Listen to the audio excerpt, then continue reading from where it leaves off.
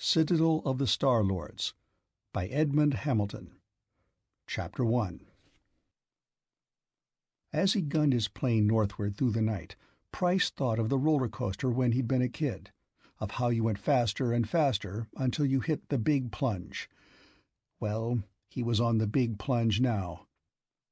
And what would end this roller coaster ride? Prison, or escape, or a crash? It had to be one of those. He was to remember that later.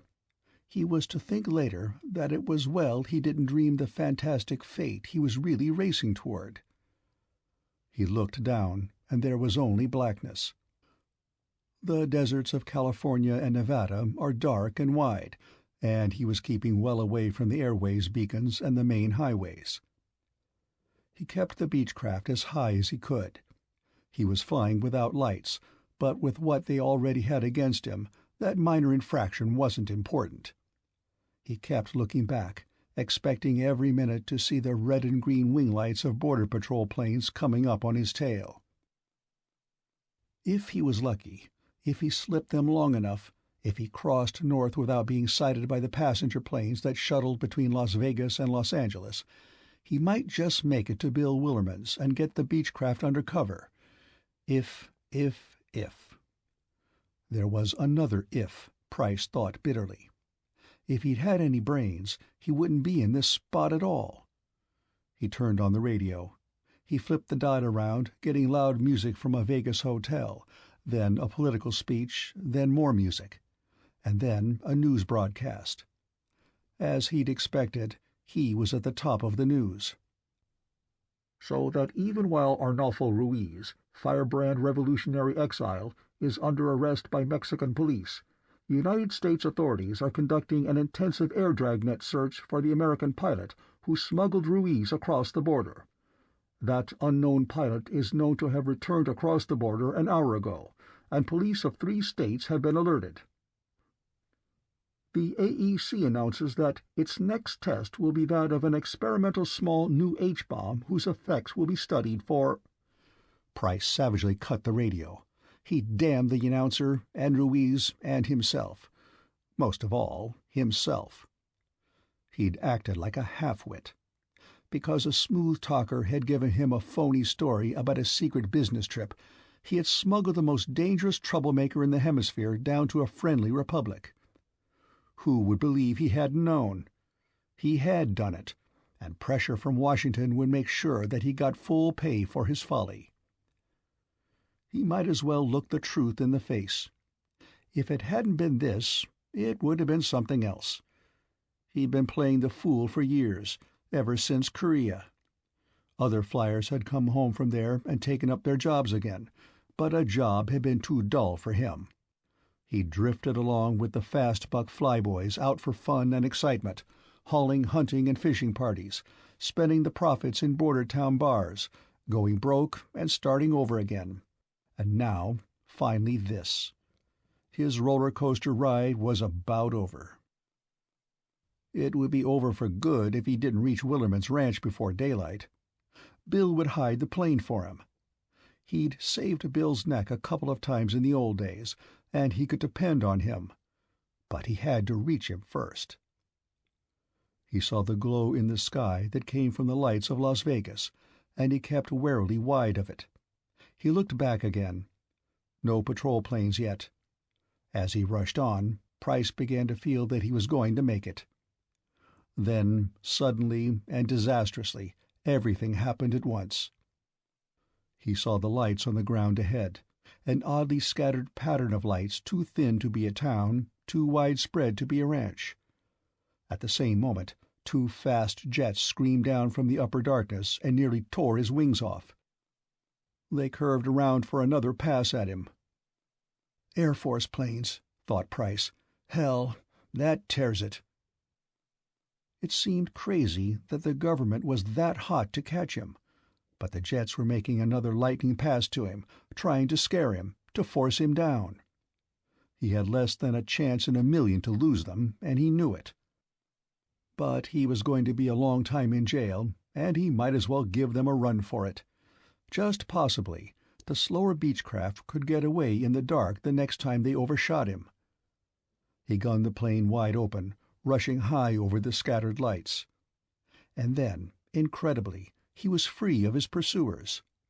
He looked over his shoulder and saw them drawing back. It didn't make sense. Why would they suddenly draw back? Anyway, with those jets off his tail, he still had a chance. Price looked down. Among the lights down there, he saw lights on a queer steel tower. He'd seen pictures of a tower like that somewhere. It wasn't an oil rig, but something he couldn't remember. And then, suddenly, he remembered, and a terrible coldness choked him, and his flesh flinched as he saw a door into nightmare opening. That tower, and the announcement of a new H-bomb test, and the distance he was from Las Vegas, and the way those frantic jets had drawn back. "Oh, no," said Price. "Oh, no, oh, no, oh, no." He was still saying it when the bomb went off and the universe cracked wide open under his racing plane. End of Chapter 1.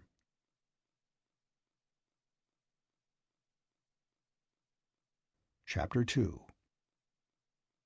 The cataclysm that hit Price was without light or sound. That, when he thought of it later, was the most awful feature of it. He felt a shock, but not the shock of ultimate annihilation he expected. This was a shuddering impact as of the plane, himself, hitting some barrier and forcing through, a rending, tearing, dizzying thing that was like no sensation he had ever experienced. He yelled, naked terror forcing the air from his lungs. His weight flung against the straps, and he knew from that the plane was in a spin. Mechanically, his hands reached to the controls.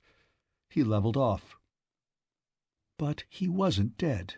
He was alive, undestroyed. And how could that be if the raving energies of a hydrogen bomb had been unloosed beneath him? Price's mind was a mad turmoil. What had happened? He had blundered right over the bomb test area, right over the bomb tower. And the jets guarding the area had tried to stop him. Probably, if his radio hadn't been off, he would have heard them screaming frantic warnings to him. But had the bomb really gone off? If it had, he would surely have been instantly annihilated. He hadn't been. He was alive. The plane was ticking along through the night. The instruments functioned. But something terrific had happened. That ghastly, wrenching shock that had seemed to outrage the very atoms of his body, his flesh still crawled with the memory of it. Something had happened, but what? Price couldn't think. The mind just could not grapple with a thing like this. He sat, mechanically touching the controls, and the Beechcraft roared on and on. Gradually, his mind came alive. He shakily swung the plane around. He was going back to Las Vegas. Right now, arrest and prison looked good to him compared to what had happened, or nearly happened. If he hadn't been so tensely trying to escape, he thought, he would have remembered about the bomb tests coming up. There had been newspaper stories, guarded stories about a radical physical effect detected during explosions of the new type H-bombs, and mention of elaborate preparations being made to study these unusual effects. Price's thoughts leaped suddenly. He recalled a scientist's statement that the center of explosion of the new type bomb might be like the eye of a hurricane, a focus of inconceivable forces but affected in a radically different way by those forces. Had the bomb gone off under him then?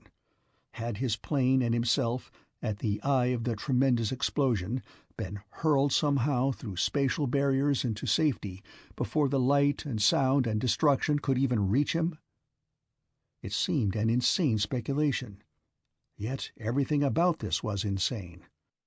He would be himself if he didn't get down to Earth soon. He could not see the glow of Las Vegas anywhere in the night.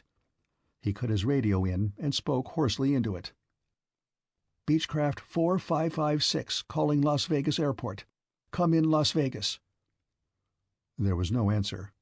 The radio seemed operative, but when he turned the receiver dials, not a sound came out. "Knocked out," Price muttered. "And no wonder if—" He couldn't finish the thought. It was too soul-shaking a thing to speculate on, the thing that might have happened to him. He curved the plane around, looking for highway lights, for an airways beacon, anything. Nothing. Nothing but the darkness and the stars. A little frantically, he swung the plane around and started eastward again. He must have missed Las Vegas.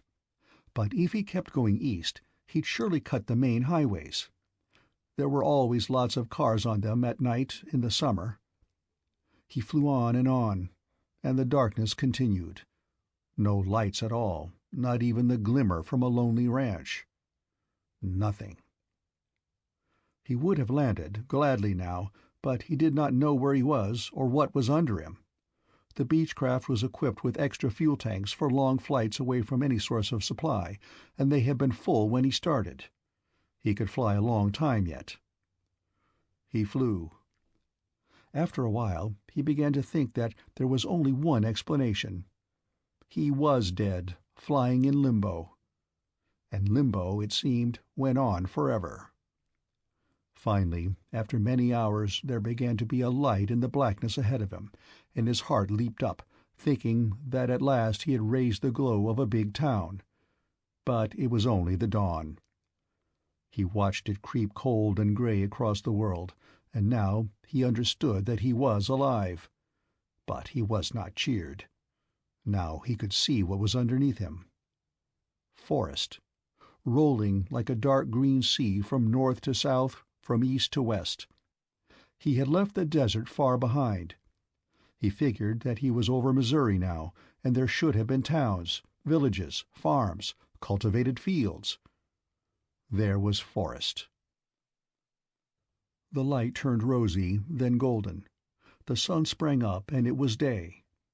Far ahead, the Mississippi gleamed.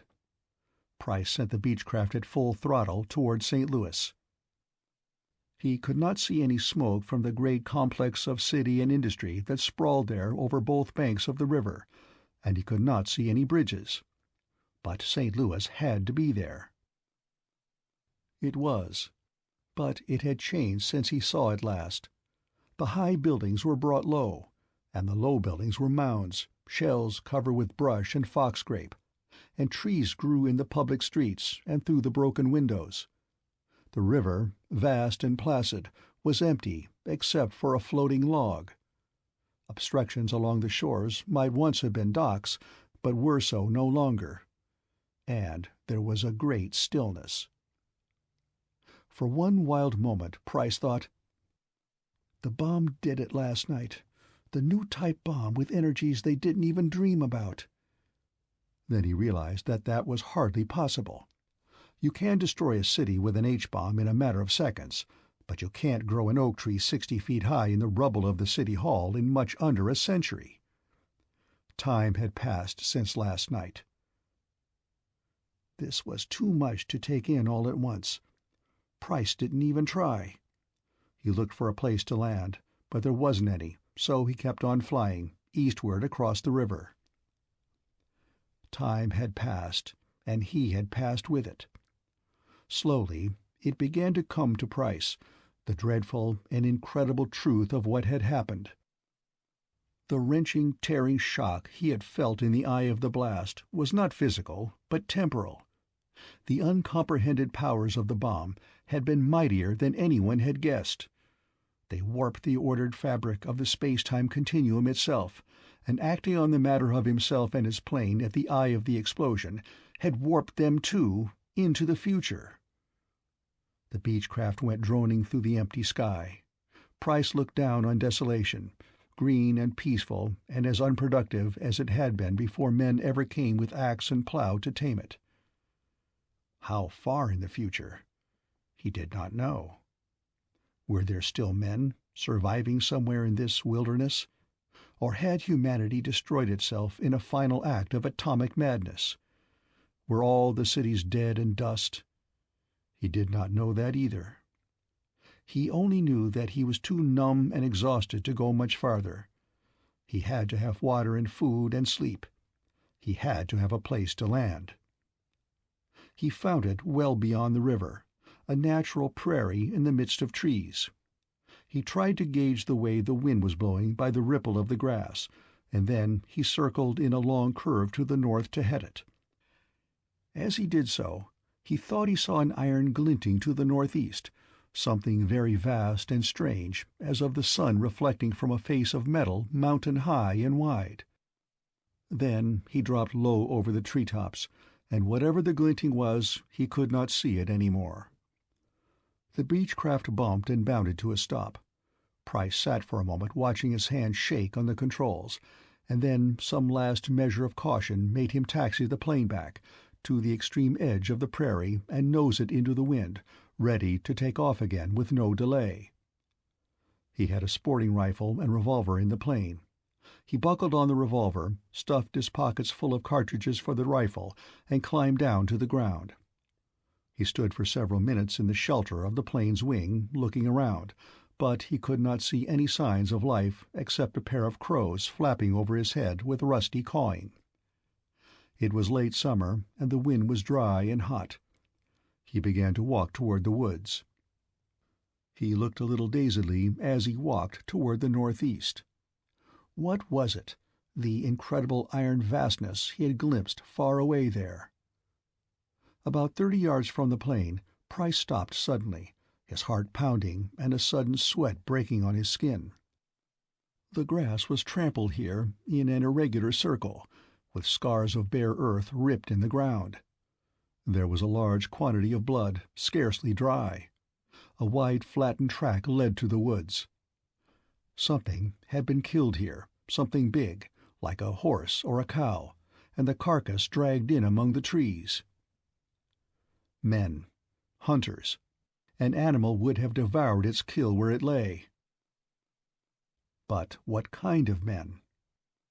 Price stood half-crouched over the bloody ground, his rifle ready, looking this way and that, and seeing nothing. The hot wind went running over the prairie, and the encircling trees bowed to it and tossed their branches, but there was no other motion, no other sound. Even the crows had gone. Price shouted, "Hello? Hello? Is anybody there? I'm lost. I need help. Hello?" His voice was shocking in the stillness, loud and impolite. There was no answer. He went on down the flattened track toward the trees. He was afraid and desperately tired. "Hello?" he said, and now his voice was pleading. "Please, where are you? Help me." "Help me, you men of an unknown future, you hunters in impossibility, you lurkers in nightmare. Help me, or I die." The shadows were heavy under the trees. The prairie grass did not grow here, but there were briars and other things to show a crushed trail. It was not a long one. He saw the carcass lying in a little glade. It was a black-and-white cow, already partially butchered. He moved toward it, and then, from the branches overhead and the underbrush on either side, short ropes of braided leather came flying, weighted at their ends with stones. Price fell down helpless and floundering, painfully bruised, his arms and legs wrapped in the tough, bolo-like ropes, and one around his neck cutting off his breath so he could not even cry out. In a swift and furious rush, 6 men sprang from among the trees and stood about him. One snatched his rifle, another his revolver. They wore sketchy garments of tanned leather, and they were as dark and wild as the Shawnees and Wyandots who had hunted these woodland prairies long ago, except that some of them had light hair and all of them were bearded. One of them, a tall, lean, wide-shouldered man, with a shock of sun-bleached brown hair and eyes more blue, more blazing, and filled with hate than any Price could remember seeing in his life, crouched beside him and tore the strangling rope ungently from his neck. Price tried to speak, but before he could do more than gasp for breath, the brown-haired man whipped out a knife and drove the point of it straight for Price's throat. "Now," he said, "you star spawn, we'll see if your blood is any redder than the kind we breed on Earth." The steel bit hard. Price screamed. End of Chapter 2.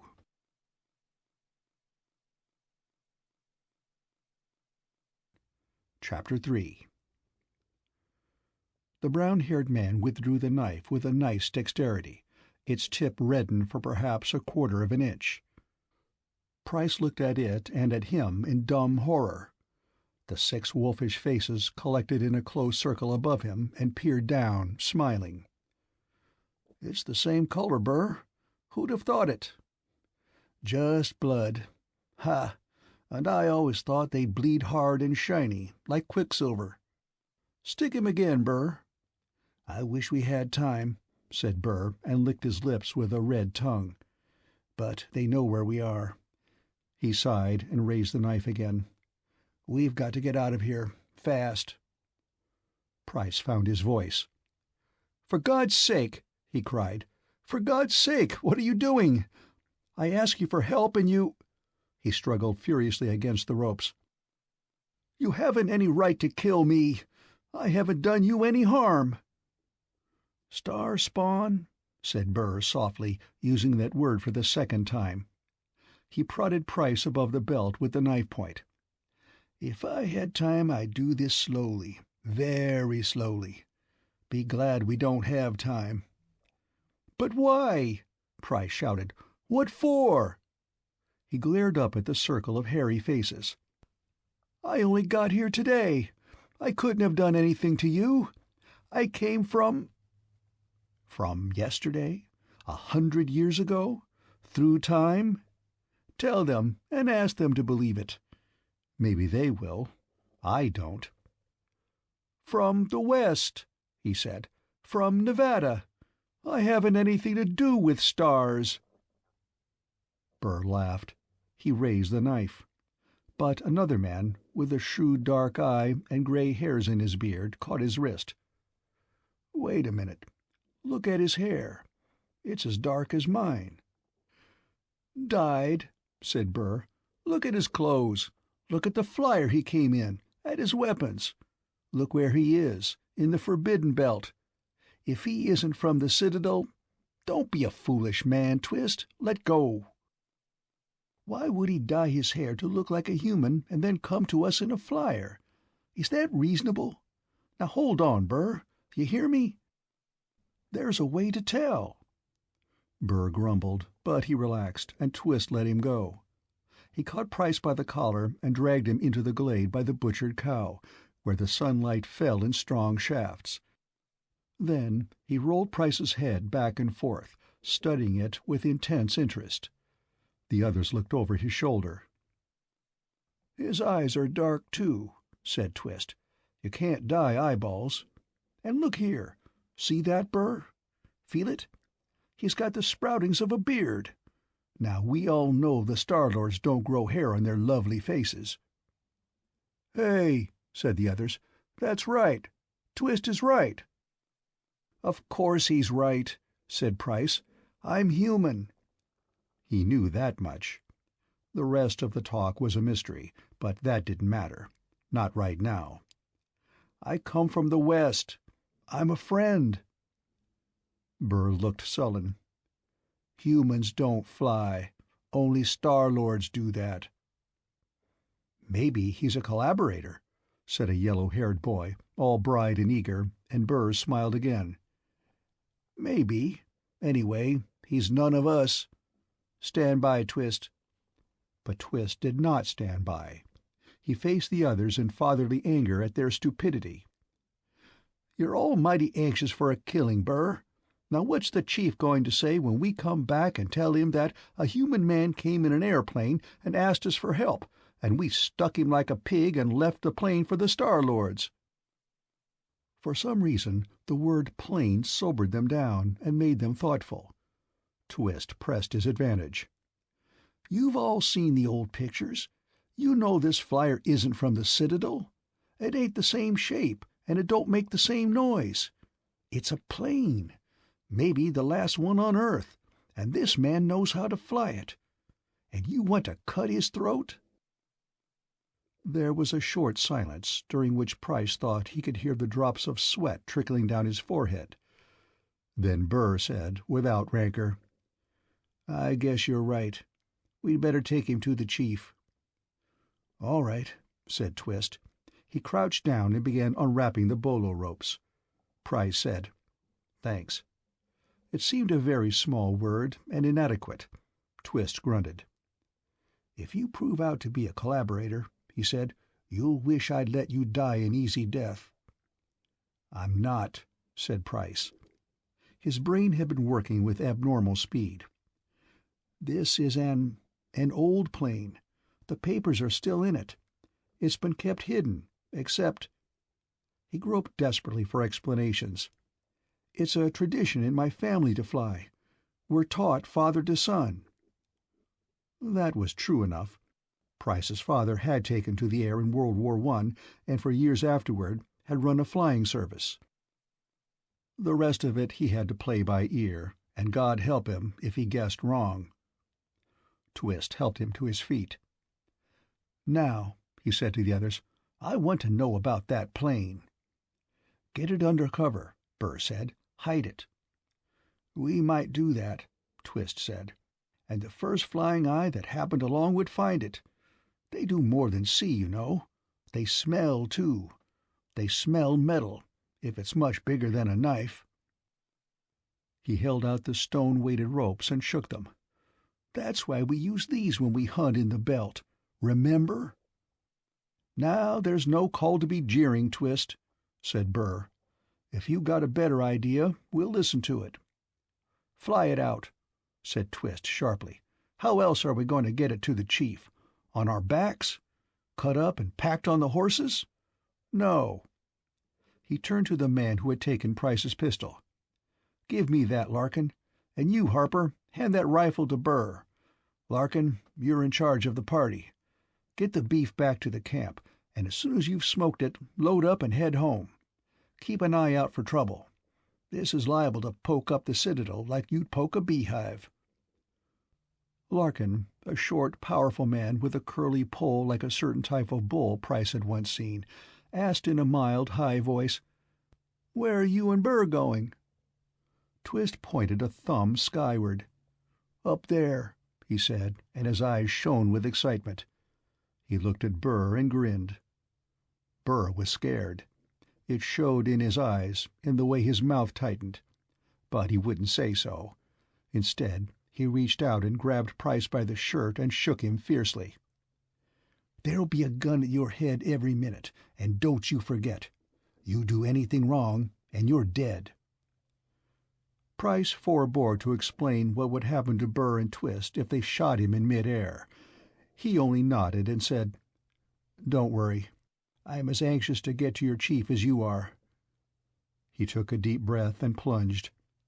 "That's what I came for." Burr said, "You're a long way out of your way." "This is new country to me. I got lost." "You don't know how lost. You don't know how alone." "Come on," said Twist. "There's been too much yattering already." He led the way back to the edge of the trees. Price and Burr followed him. The others were already working on the carcass. Presently they were hidden from sight. At the verge of the prairies, the three men stopped and examined the visible world before they left cover. Price looked around and did not see anything and was ready to go on. Burr and Twist not only looked at the earth and sky, they sniffed the wind and seemed to feel the quality of the air like animals. Twist gave a kind of shrug and said, "Well, we're in it now, whole hog." He began to run through the long grass toward the plain. Burr went fleetly after him. Price, oppressed with many things of which physical exhaustion was the least, ran heavily behind them. When they were within perhaps 15 feet of the plain, a glittering thing came over the tops of the trees and hesitated, making a couple of short spirals in the air. Then it centered over the plain and hung there, high above. It was a disc-shaped object, maybe 3 feet across, with a big lens on its underside. Twist and Burr had stopped. Price came panting up to them. They were looking up at the disk, and Price saw in their faces a wild mingling of rage and hate and the despairing fear of men faced with an enemy that no amount of bravery or physical strength can prevail against. "What is it?" he asked, and Twist said hoarsely, "You must be from a long way west if you've never seen a flying eye." His hands dropped to his sides. "Well, that's finished." Burr began to curse at the thing. He looked as if he wanted to cry. "What will it do?" asked Price. "It'll hang right there, right where it is, to guide the flyers from the Citadel. They can see us where we stand right now in the Citadel." Burr's face was getting whiter by the second, like a man who has been stung by some venomous thing and realizes that in this present moment, between strides as it were, he must die. "They'll be starting. It's forbidden to come into the belt. They'd kill us for that alone. But with the plane, God knows what they'll do." "We can try and dodge them in the woods," said Twist without hope. "Come on." He started away, but Price said, "Can't we outfly it?" "The flying eye? It'll follow us like a hungry hound." Some kind of television scanner, Price thought, with a metal detection unit and a signal relay to alert the main control in the Citadel. And what was the Citadel? And who or what within it was now watching him as he stood and preparing for his death? He said, catching the sudden terror from the others, "Shoot it down." "Shoot it? Smash the lens. Then it can't see us. Here, give me the rifle." Burr said, "You crazy? No gun will carry that far." "What kind of guns have you got?" said Price. "Damn it, give me the rifle." Twist said, "Let him have it." Price was a good shot. Not brilliant, just good. But today he was phenomenal. He blasted the lens and whatever insides there were behind it as fast as he could pump the cartridges into the chamber and fire them. He didn't miss once. And the disc flopped and slipped and crashed down sideways in the woods. Price leaped for the plane. "Come on," he said. The others were staring at him, with their jaws hanging open. "Did you see that? Did you see that gun?" "Come on," Price yelled, "or I'm going without you." They tumbled in. Price started the motor, gunned it savagely, and took off as though the devil was on his tail. One of the men, he didn't know which, yelled out in sheer fright once. Then they were clear of the treetops and climbing fast. Price looked over his shoulder, and once again he thought he saw that dark metallic gleaming in the northeast. "Which way?" "Back across the river, and then," said Twist slowly, "I don't know. They've seen the plane. They'll come looking for it, and the first place they'll look is the capital, and after that the villages. They'll find it if it's anywhere near, and you can figure what they'll do to the people. They let us have our guns and our hunting knives so we can kill game and even each other if we feel like it, but artillery, no. Explosives, no. And planes, no, no, no. Especially not planes. I don't suppose there's been one in the air for almost a century." Twist shivered, his eyes shining, his hands gripping the seat. "I'm glad I got to do this before I die. It's—" He fumbled for a word and gave up. "I can't say, but it makes you think what we were once, what we could have been today if it hadn't been for them." And he jerked his head back to indicate the direction of the Citadel. "The star spawn, the damned Star Lords." Burr looked out the cabin window. "It's an awful long way down." Then he asked Price, "Why'd you say you came to find the chief?" A suspicious man, Price thought, and so is Twist. Careful, careful. But how can you be careful when you don't know what's going on in the world, and you don't dare ask? Price said, "I came to give him the plane. I'm the last of my family. I wanted to join up with somebody, and There aren't many in the desert." This, he thought, was a safe assumption. "Life's too hard.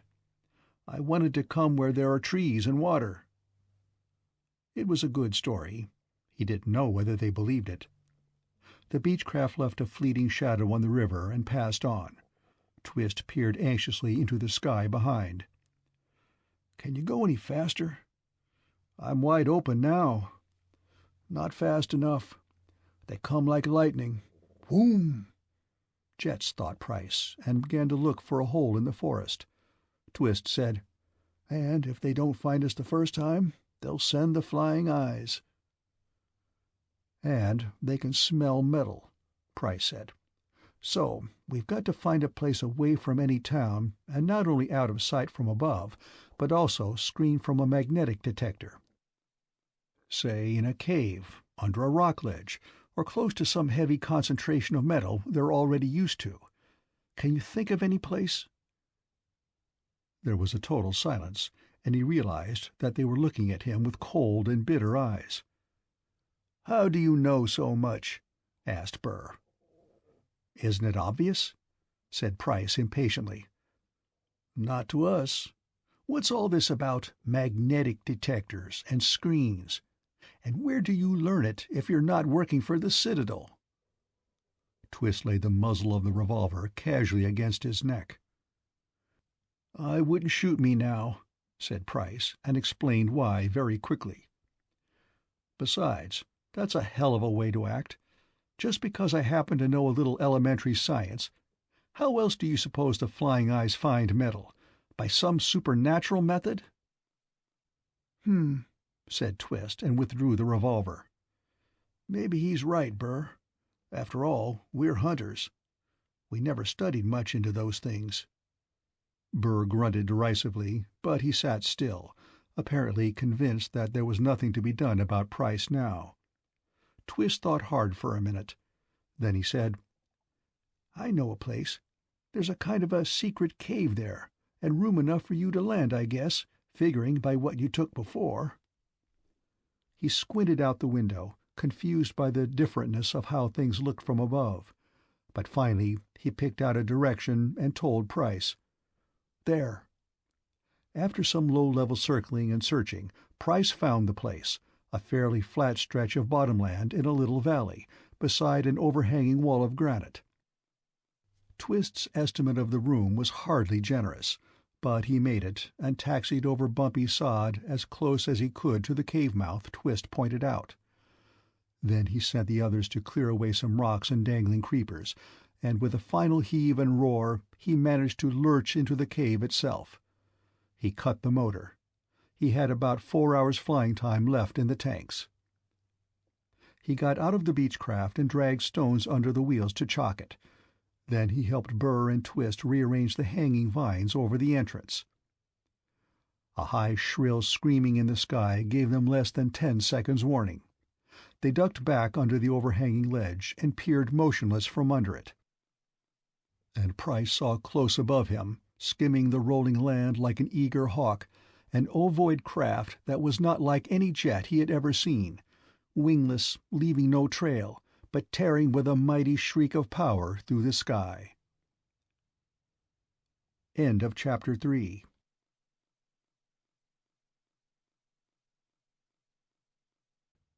Chapter 4. Trapped in a strange dream, Price looked down from the forested ridge into a shallow green valley. Burr pointed and said, "There it is, the capital of the Missouris." He said it with pride. He and Twist had talked of this place in the 2 days since they had hidden the plane and headed north, and they had talked of it proudly. Their home, the city of their people, the focus of a shadowy government that ruled the forest lands which once had been 2 great states. Price looked at it, and he felt pity. Pity and a wrenching regret for what the world had once been, and what it had become during the lost years. In the valley, straddling a clear little river, lay a half-dozen streets of wooden houses and workshops and smithies. The buildings were neat enough, of massive squared timbers. But the streets were unpaved and dusty, and their only traffic was loaded wagons from the surrounding tilled lands, and pack-horse trains from the forest trails, and men, women, children in drab leather and wool. A faint sound of creaking axles drifted up through the drowsy afternoon air. The capital of the Missouris, Price thought. And, oh God, why did it have to happen to our world? He had listened on the way here to everything Burr and Twist said. Bit by bit, the jigsaw fragments of information had fallen into place, and a few casual questions had completed the apocalyptic picture. It had happened long ago in the lost years, the years that Price had been hurled through. As near as he could make out, the date had been 1979, 60 years ago. That had been the year of doom. That had been the year when they had first come from outer space. The Star Lords, the Verna as they called themselves, the accursed star spawn as men called them. Their tremendous cruisers had come out of the blue, had poised above the earth, and then had struck. Every city, every big town, every atomic power plant, every arsenal, every important bridge, viaduct, dam, and factory. In 1 week of holocaust, they had been smashed by the remorseless cruisers that went round and round the planet. Millions died that week, and the Star-Lord's cruisers went away. Quickly they had returned, this time not to destroy, but to seize. What had been the fat, smiling lands of Illinois and Indiana they had made their domain. In it they built their Citadel. The Citadel was a fortress, a city, above all, a base. The Star-Lords contemptuously refrained from attacking the dazed Earth peoples who had been thrown back to near primitive conditions. To the Lords of the Citadel, Earth was only the site of an important base, or so they said. Was it any wonder, Price thought, that these men of the Missouris would kill anyone, anything from the Citadel? Just hearing of it all had kindled his own rage. These men's fathers had lived it, and they were still living it. He looked down at the wooden town, as he and Burr and Twist went down a trail, and he thought, "Careful, though. They still think I may be from the Citadel. Watch every word." 2 hours later, Price sat in a wooden-walled room in the biggest of the houses, facing the chief of the Missouris. His name was Sawyer, and he was old. But he looked formidable as an old panther in his buckskins. His leathery face held deep pride, intelligence, and a brutal ruthlessness. Behind him stood the chiefs of the Indianas and of the Illinois, those scattered peoples on whose lands the Citadel now stood. Sawyer listened without a word to Price's story, and all the time Price told it, he thought how thin and far-fetched it sounded. But looking at these faces, he knew he could never convince them of the truth. 2 days ago," said Sawyer finally, "the Verna were here. They were all mighty hot and bothered. They were looking for a plane. I never saw a plane in my life, and I said so." He paused, his swarthy, wrinkled face brooding, and no one, least of all Price, dared speak. He went on. "Since then, the sky's been lousy with their flying eyes, hunting and hunting. You must have seen them." Burr took that as an opening. "We did. We kept ducking them all the way." Sawyer looked out the doorway at the dusty, sunlit street, and then back again to Price, and he said, with sudden blazing fierceness, "You tell me you heard of us Missouris way out in your mountains, that you wanted to bring your plane to us? Why?" Price floundered. "Why, I wanted to help you." "To help us do what?" A garnet light was in the old man's eyes now. "What did you hear we were doing that you wanted to help on?" Price sensed from the other's fierceness that he was in imminent danger, that something he had said had deepened suspicion. He almost welcomed the interruption that saved him from answering now, though it was a sound that raised the short hairs on his neck. The sound of shrieking power across the sky, the sound of the sky hunters from the Citadel. "That's the damn star-spawn coming down here again," said one of the men behind Sawyer. The old man got to his feet with amazing alacrity. He rapped an order to Twist and Burr, pointing to Price. "Take him upstairs. If he makes a peep, cut his throat, but do it quiet." Little more than a minute later, Price was in a hot, dusty little room. It had gun slots in its heavy wooden shutters, and they let level bars of golden light into the room. He heard the whine of the flyer, coming down fast. He went to the gun slot. "No," said Burr. Price turned and looked at him. He kept his voice low. "The hell with you," he said. "You can stand behind me with your knife. I'm not going to yell, but I'm going to see." He heard Burr and Twist come up close behind him as he peered out the wide slot. Out in the green square, a white craft marked with a curious insignia was making a vertical landing. He thought it was a type of aerodyne. He had never seen one in flight, back in that strangely far-off and quickly fading time from which he had come, but he had seen sketches and a working model. This seemed to be a refinement of the same principle, faster than a jet and maneuverable as a toy balloon. His hands itched to fly it. He saw the insignia on its side, a golden sunburst with what looked like a many-colored, many-faceted globe at its heart. He did not know what it signified, but he knew what it was. The mark of the Star-Lords, of the Verna. And even as he looked, 4 of them came out of the craft. They came along the street to where Sawyer and the other chiefs and a little crowd of leather-clad men silently waited. No one had a gun. No one made a motion. Yet that dusty street was electric with a hatred so deep and strong and quivering that it made Price shiver. Yet the 4 Verna came straight on. The Star-Lords, they from unguessable spaces who had smashed Earth like a child's toy to make it their footstool. Price pressed closer to the gun slot. He wanted to see them very clearly indeed. Especially one of them. The Star-Lords were tall and well-formed, and they looked much like Earthmen, except that they wore tight-fitting garments of various colors, but all cut to the same pattern. Price guessed that they were uniforms, with the colors indicating rank or branch. The other chief difference was the coloring of the Star-Lords themselves. They were bronzed, as though by radiations fiercer than any known on Earth, and their hair was silver. Not white and not pallid, but a rich silver. The men, 3 of the 4 were men, wore their hair short. The woman wore hers long, rippling onto her shoulders. It caught the sunset light and gleamed like hot metal.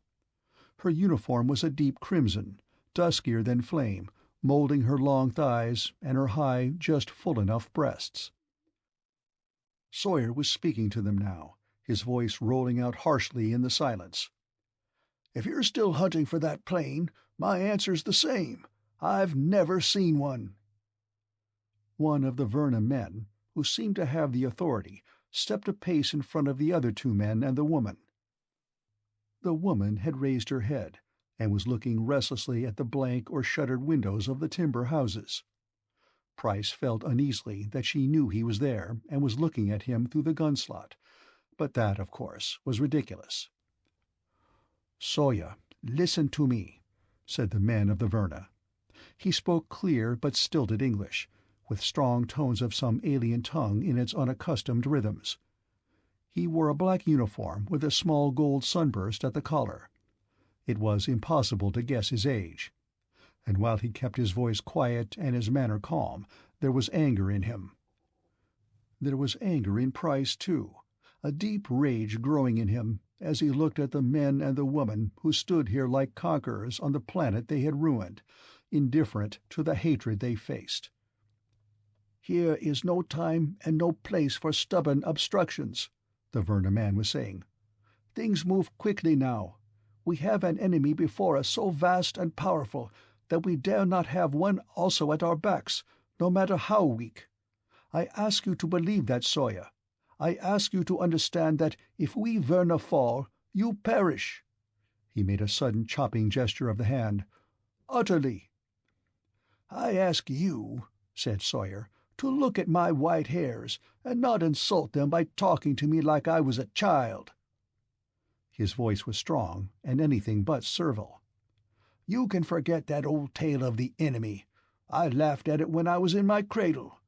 There's been only one enemy seen on this earth, and that was you." The crowd muttered, "Yes." "Your starships," Sawyer said, "smashed our cities and broke our nation and our world down to where it is. My own father saw it happen. One day a free world, the next nothing. So fast there was hardly even a blow struck back. You did it." The crowd muttered louder. Price felt Burr and Twist move beside him, breathing in the dark, breathing hate. "Don't come to me, an old man," Sawyer said, "and ask me to believe foolishness. As for the plane you say you saw, I tell you again I haven't got it. And if I did have, I wouldn't give it up to you, nor the man either. And you know it, Aaron." The woman spoke briefly in her own language to Aaron, her tone and gesture seeming to say that they were wasting their time. Her voice was low and clear, as beautiful as the rest of her, but there was an impatient contempt in it that made Price bristle. The same thing was in her eyes when she looked at the old chief of the Missouris. Aaron shook his head. "Sawyer, I tell you once more, as you have been told for 2 generations, it was not the Werner who destroyed your world, but the A.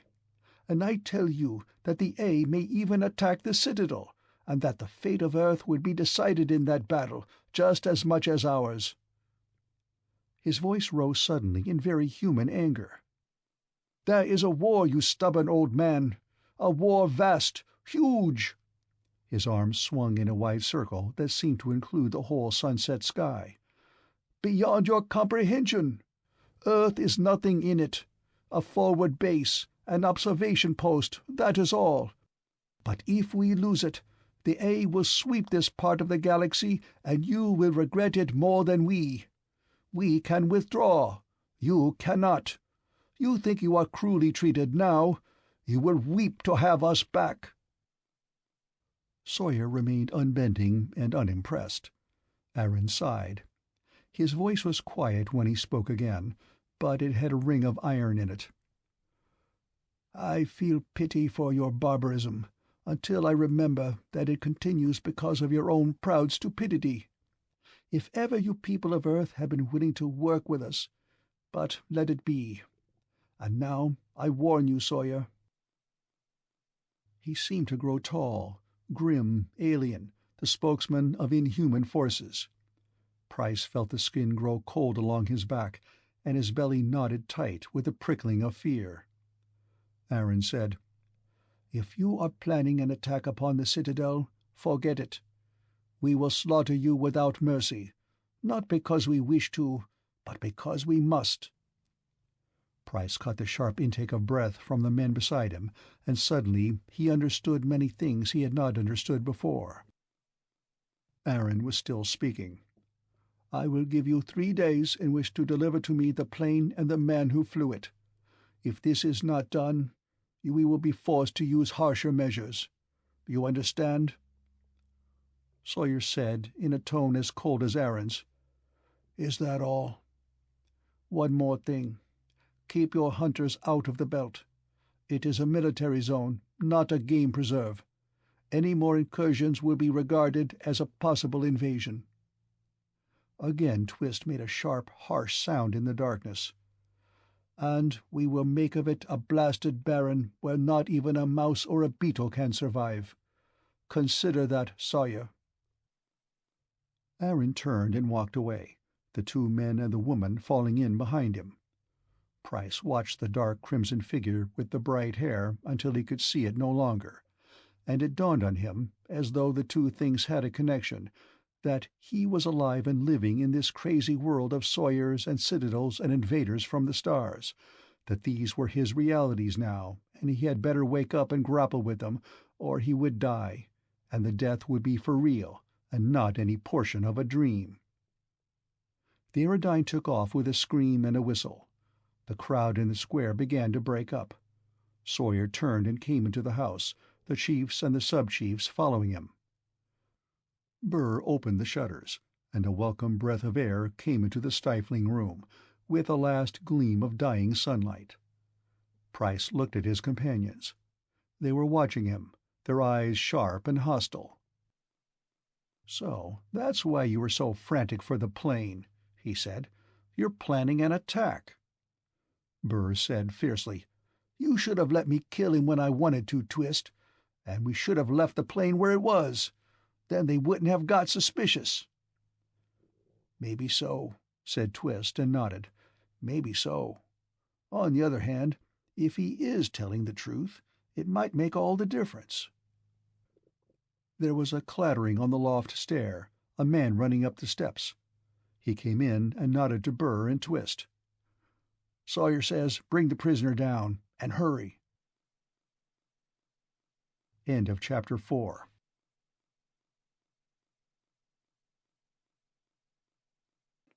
Chapter 5. Sawyer was standing in the middle of the room, talking rapidly to the chiefs of the Indianas and the Illinois. The Indiana chief was old and fat and lazy, but the chief of the Illinois was young, heavy-jowled, and hard-eyed, the type that is born suspicious and never gets over it. Sawyer turned to look at Price. He was intent and wire-drawn, a man poised on the brink of great happenings, at that crucial point from which he may still choose whether to advance or retreat. Price bore his gaze steadily, and it was not easy to do, because the eyes of this tough old man seemed to be laying bare everything within him. "But you can't take him there," said the Illinois chief violently, looking also at Price. "The biggest secret on earth, and if he's a spy—" "If he's a spy," Sawyer interrupted harshly, "he'll never live to tell what he sees there." He spoke to Price. "We're going on a journey. You're going too. And you two," to Burr and Twist, "will guard him." Burr and Twist nodded silently and got their guns. The rifle and revolver had been handed over to Sawyer for safe hiding, and these guns were the clumsy, short-range bolt-action rifles of their own handcrafting. Price said, "This is a hell of a way to treat a man who comes to you as a friend.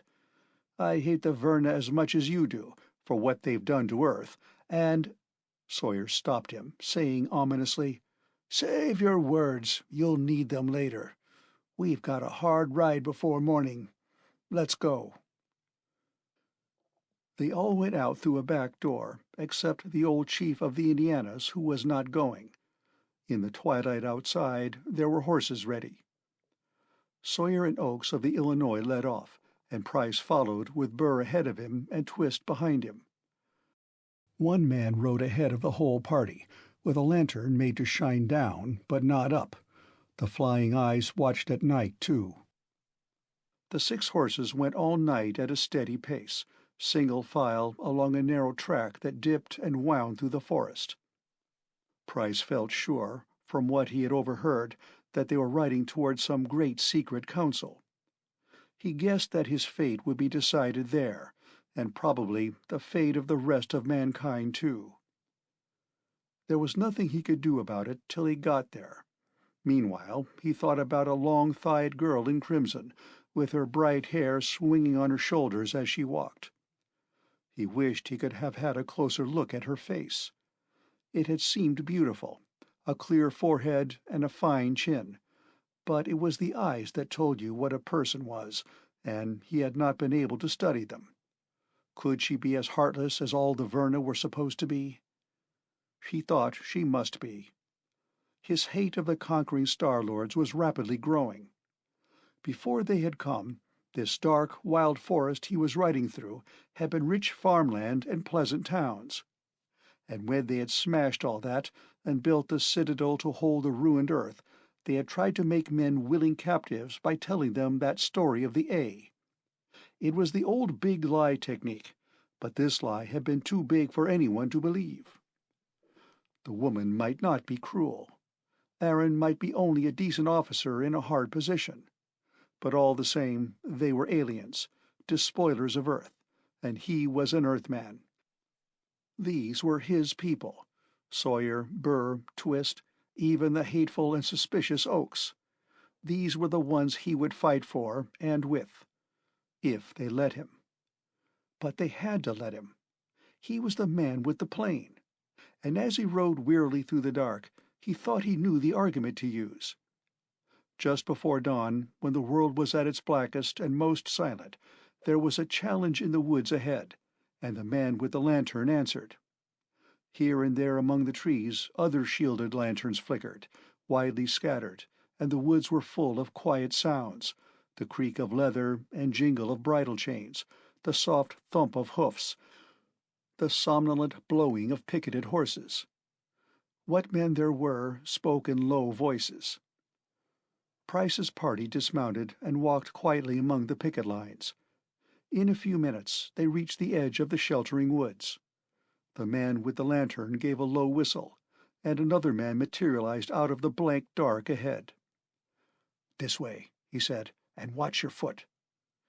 Now the man with the lantern followed him, the others coming after in Indian file, and Price began to see that the darkness was not as blank as he had thought. There were pale areas that gathered the faint starlight to themselves on flat, broken surfaces. He realized presently that these were walls, or had been once, and that he was walking on the shattered fragments of a city street. The feel of gritty concrete was unmistakable. They went for quite a long way, apparently on some known path through the ruined city, and the sky began to pale before they reached their destination. Price could now make out the ghostly looming of building fronts on both sides, high fronts with nothing behind them, so that the window holes looked like a kind of elaborate pierced work. It was deathly still, so still that their own breathing and the stealthy padding of their feet woke furtive echoes from the stone. Their guide stopped beside a small black hole, no different from all the other small black holes that lurked under fallen masonry and flattened girders. "Down there," he said, and left them. They climbed down a wide steel stairway, bent and twisted, but mostly intact.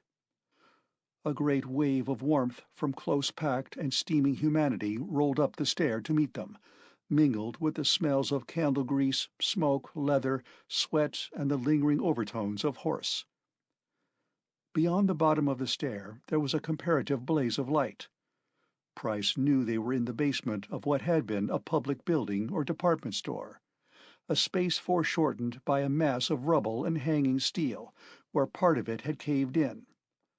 It was crammed with men, and their voices growled in that low enclosed space like the growling of a great animal too long caged. There was a small group of men sitting somewhat apart, and Sawyer joined them with Oakes. Chiefs, thought Price, and realized that this was a very big council indeed, and planned for long ahead. Burr and Twist stood close on either side of him, but he forgot them for the moment, looking around in fascination at these his countrymen. Forest runners and hunters, like Burr and Twist, in greasy buckskins. Men from the lower river, from the swamp and bayou country, soft-spoken, hard-handed, dressed in coarse cotton dyed in bright Indian colors, yellow and red and green. Gaunt hill farmers in hickory homespun, with their rifles between their hands. Boatmen down from the northern lakes, with a faint smell of fish about them, and long lean riders up from the southwest, leather-skinned and dangerous as rattlesnakes. Men from the black cornlands of Iowa, following their chief to talk of war. America, Price thought, basically unchanged, basically recognizable, but with all the fat sweated off it and all the luxury stripped away, fine down to the ruggedness and strength of an earlier day, when men like this made a nation out of a wilderness. He had a feeling they could do it again, in spite of the overwhelming power of the Star Lords, and if they couldn't, they would go down fighting like wildcats to the last. The chiefs were talking among themselves. Twist knew some of them, leaders of the Iowas, the Michigans, the Arkansas, the Mississippis. Others they could guess at: Nebraska, Texas, Oklahoma, Louisiana. The two Missouri hunters were as excited as hounds before a hunt. Twist said there had never been a council this big in his memory. It would go on until the issue was decided, the men staying under cover in the ruins, the horses hidden in the surrounding woods. Price realized suddenly that the assembled chiefs were all looking at him with an intense and largely hostile interest. Sawyer's news seemed to have upset them badly. The chief of the Michigans, a huge black-bearded man with an enormous voice, bellowed suddenly for silence. In seconds the place was absolutely quiet, except for the shuffle of men closing in to see and hear a little better. "Sawyer of the Missouris has something to tell you," shouted Michigan. "You listen hard, because what he's going to say will make the difference whether we fight or hold our peace." An astounded and angry roar broke out. Michigan jumped up on a makeshift stand and cursed them till they fell quiet. "Do your howling afterward," he said. "This isn't just a whim on Sawyer's part. Something's happened.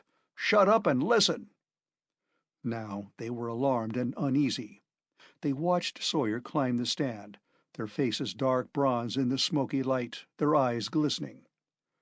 Sawyer said, "Twist, come up here." Twist pushed his way to the stand and got on it. Burr moved closer to Price, his hand curled lightly around the haft of the knife in his belt. Sawyer said, "Tell them." Perfectly at ease, aware of his importance but not impressed by it, Twist told the story of the landing of Price's plane in the Forbidden Belt, and what had been done with both of them afterward. He told only the simple facts, scrupulously avoiding any attempt to incite his listeners for or against Price. The simple facts were enough.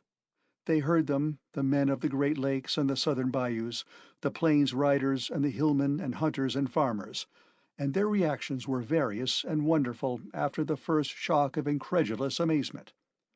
Twist had to stop to let the tumult die down, and when he could make himself heard again, he said, "Yes, it was just what I said, a plane, and I flew in it. Not one of those whistling flyers, but a plane, so." He made a graphic pantomime with his hands and a remarkably accurate motor sound. "Now, I guess that's all," he said, and stepped back. Sawyer said, his words carrying clearly to the farthest man, "The Verna have turned our lands upside down to find the plane. They haven't found it. Last night Aaron—" a furious snarl greeted that name, so apparently it was well known. "Aaron gave me 3 days to surrender the plane and the man who flew it. I've brought him here instead." He held up his hands to quell the rising voices. "Listen, I'm not finished yet. Aaron had some other things to say. He said, 'If you are planning an attack on the Citadel, forget it.' He said, 'We will slaughter you without mercy.'" "Now," said Sawyer, "here is what we have to decide. 2 things. Is this man Price a friend offering us a weapon, or a spy of the Verna offering us death? And shall we fight, or let it go until another year? They're big questions, the biggest you'll ever have to answer in your lives. Don't come at them like hasty boys, all feeling and no sense. Come at them manlike, slow and careful." Michigan rumbled, "Those are good words. Heed them. And now let's have the man up here." Burr gave Price a shove. "That's you." Price shouldered forward through the pack and climbed the stand. As he did so, Twist whispered in his ear, "You better make this good, boy. You won't get another chance." His voice sounded friendly. Price was glad of it. He stood on the platform and faced the chiefs and the representatives of the people. Michigan said, "You tell your side of it, and speak up so everyone can hear." Price spoke up, loud. But he said, "What's the good of that? I've told my side of it a dozen times already, and nobody believes me." He glared around the close-packed circle of men. "If I'd known you'd treat me like this, I'd have smashed the plane and left it for the coyotes." "Just the same," said Michigan. "Tell it again." Price told it. I didn't know you were up to anything in particular.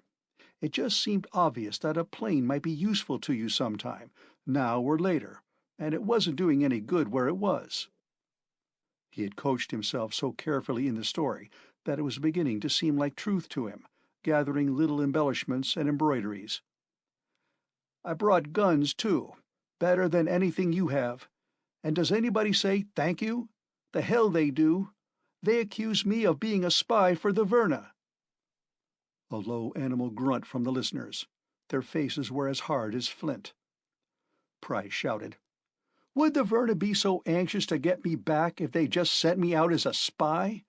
You heard Sawyer." The chief of the Louisiana said, "It would be a very smart trick for them to say so, for just that reason." "And how is it," cried the chief of the Arkansas, "that right away the minute you turn up, Aaron says that about attacking the Citadel? Doesn't that show they know something and want to know more?" "I should think that was obvious," said Price. "There hasn't been a plane in the air for 2 generations. All of a sudden there is one. Wouldn't the Verna want to know where you got it, and whether you're building more like it? And do you suppose they'd figure that, with a weapon like that, you wouldn't be planning an attack of some kind on them?" That was good sense, and they thought it over, muttering among themselves. Price began to feel he was getting somewhere, and marshaled his words for the final argument. Then the chief of the Oklahoma spoke up and said, "My word would be to kill this man and hand his body in the plane to Aaron. That way we comply, but not to his advantage. Aaron knows no more than when he started, but we look innocent. We look as though we have no use for a plane. And when their backs are turned, we go ahead as we planned all along." And that sounded better yet, even to Price, especially since he knew better than any of them the relative usefulness of one Beechcraft as a weapon against the kind of forces the Star-Lords had. But he knew if they began to think of that, he was finished. So he said, "Listen, you need that plane. It can reconnoiter. It can carry bombs." "Shut up," said someone fiercely. "Shut up, all of you. I hear something." They quieted and listened. Price could not hear anything but the tense mass of breathing of the men. Then, on the far side of the room, first one man and then several began to dig like dogs after a rabbit into the heaped-up rubble. "Here it is! Here it is! Look!" "What is it? Let's see." "Ain't nothing but a little bitty box." "No, it's one of their contraptions. Let me through." A man in a linen shirt of green and yellow came bursting through the crowd, carrying something high over his head in one hand. He put it down on the stand, where it lay buzzing gently. "Is that Verna, or ain't it?" Everyone drew back and away from it, as though fearing it might explode. It was a little metal box no bigger than a cigarette case, but Price knew what it was. He stepped forward and smashed it underfoot. "You'd better clear out of here," he said. "Fast. That was a radio transmitter, broadcasting a steady guide signal to bring the Verna right here." There was one stunned moment of absolute silence, and then the place erupted into sound and movement. In the midst of it, in the heart of it, the chief of the Michigans and the man in the linen shirt were possessed of the same idea. Crying, "Spy!" they flung themselves at Price with their knives drawn. Remembering a trick or two the army had taught him, Price stepped inside the chief's rush, caught his wrist, and flung him to the other, who had been slowed by the necessity of climbing onto the stand. And Price yelled at them furiously. "Are you crazy? I wasn't near that side of the room. I didn't bring it and plant it here." Twist stepped between him and the two men, drawing his own knife. "He wasn't, and that's a fact. Besides—" "Get out of my way!" roared Michigan. Unexpectedly, Burr leaped up and pulled him back. "I was close to him as his own skin every minute," he said. "He didn't move, and he didn't have that thing on him to drop if he'd wanted to." "We searched him," said Twist, "days ago. Personal." "Then you're traitors too," said Michigan, clinging to his single idea. He started to charge again, And now there were others swarming up onto the stand after him, screaming for Price's blood. Sawyer moved like a big cat. Michigan stopped in mid-stride, with the point of Sawyer's knife touching his heart ribs. "These are my men," said Sawyer mildly. "I don't like having their loyalty called in question any more than they do." Price leaned over and grabbed a rifle out of somebody's hands. He clubbed it and began to swing, scattering men like tenpins off the edge of the stand. "Get out of here, you fools!" he howled at them. "Can't you get it through your thick skulls? The Verna are coming! Get out!" Numbers of them were already streaming up the stairs. Now more and more took up the cry, seeming to understand suddenly that someone's treachery had made this place a trap. Sawyer said to the chief of the Michigans, "Go on, take that hot head back to the lake and cool it. Hurry up before they get you." Michigan snorted like an angry bull, but he turned and jumped down into the crowd. The man with the linen shirt was gone. Price was about to follow when he saw the muzzle of a rifle, upflung, glinting darkly in the lamplight. He shouted to Burr and Twist to look out, and then flung himself upon Sawyer. The shot was stunning in that closed space. He heard the slug go whistling overhead, and then ricochet from the low concrete roof. Someone on the far side of the room cried out in rage and pain. "I thank you," said Sawyer. "And now let's get off this damn target." They got off, the four of them sticking close together. Price did not see Oakes, nor the man who had carried their lantern. Most of the lights were going out, knocked over and trampled. The dark surge of running men carried them to the stair and up and out into full blinding day. Somebody pointed to the sky and yelled, "There they come! The Verna!" End of Chapter 5.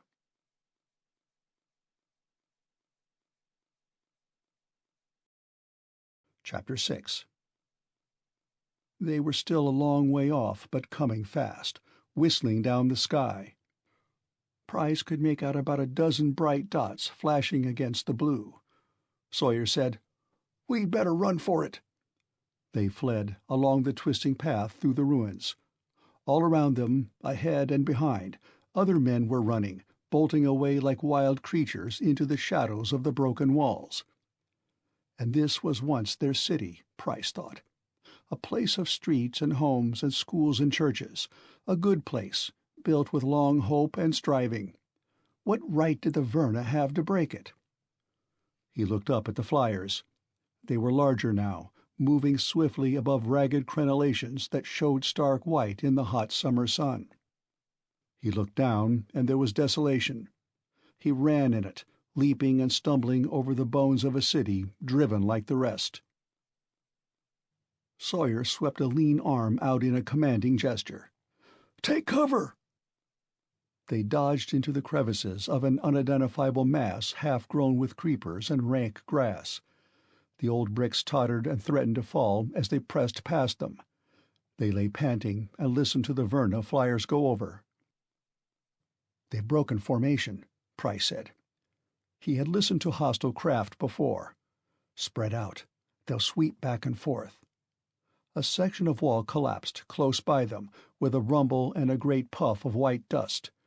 They leaped back, and Sawyer said, "That makes a beacon for them. Well, come on." They ran out, crouching low, scurrying along the ravaged streets where their grandfathers had walked in peace. Price could see the green woods in the distance, but the air was full of the power scream of the searching aerodynes, and he did not think they would make it. He was right.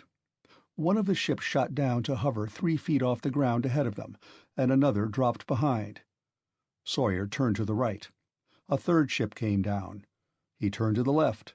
A fourth one blocked him. He stopped where he was, too proud to look farther for escape where he knew there was none. Burr and Twist stood with him. All three lifted their rifles and prepared to die. Price had nothing in his hands. The bright hovering ships mocked him. Their noise deafened him. The wind of their air blast tore at him with vicious force. He hated them. He had never hated anything so much in his life, not even the enemy he had fought in Korea. He groped among the rubbish around his feet, half blinded by dust and a red haze that was of his own making. A very loud metallic voice spoke to them from one of the ships. "Put down your weapons and stand together with your hands high. You will not be harmed." Sawyer laughed. He hunched the rifle to his shoulder and fired. The slug went splat on the skin of the aerodyne and dropped. "Put down your weapons and stand together. We will count 6. At that time we will fire. 6, 5, 4. Sawyer laid his rifle into the dust at his feet and straightened, folding his arms. Twist and Burr did the same. Tears stood in Burr's eyes, tears of outraged anger. And this was their city, Price thought. My city. Ours. Men began now to jump out of the hovering aerodynes, Verna with cropped silvery hair. They wore uniforms of dark green. This was not their city. It was not their world. Price's fingers closed over the end of an iron bar in the rubbish. He sprang forward, holding the iron bar. A beam of cold light, hardly visible in the sunshine, flashed out from the nearest ship. Price was running, and then he was not running. He was face down on the ground with white dust in his hair. The bar spun out of his hand and fell with a faint clatter. The Verna closed in. They escorted Sawyer and Burr and Twist each into one of the ships. 2 of the green-clad soldiers bent and picked up Price and carried him to the 4th. They clambered in, and the aerodynes rose whistling into the air. Over the place from which the Earthmen had fled, roughly in the center of the city, several of the ships were gathered. They circled slowly, but nothing moved in the streets. At length, all but one of them rose up, and that one made brief lightnings flicker from its underbelly. Down below, a volcano erupted, thundered, burned, and died, sinking into ash and dust. That gathering place would not be used again, and any store of arms or powder concealed in it would not be used either. The ships of the Verna raced away toward the east. Behind them, the forest was full of men and horses moving out. After a while, a remote and disoriented consciousness returned to Price. He opened his eyes and saw a blur of red and silver and flesh tones.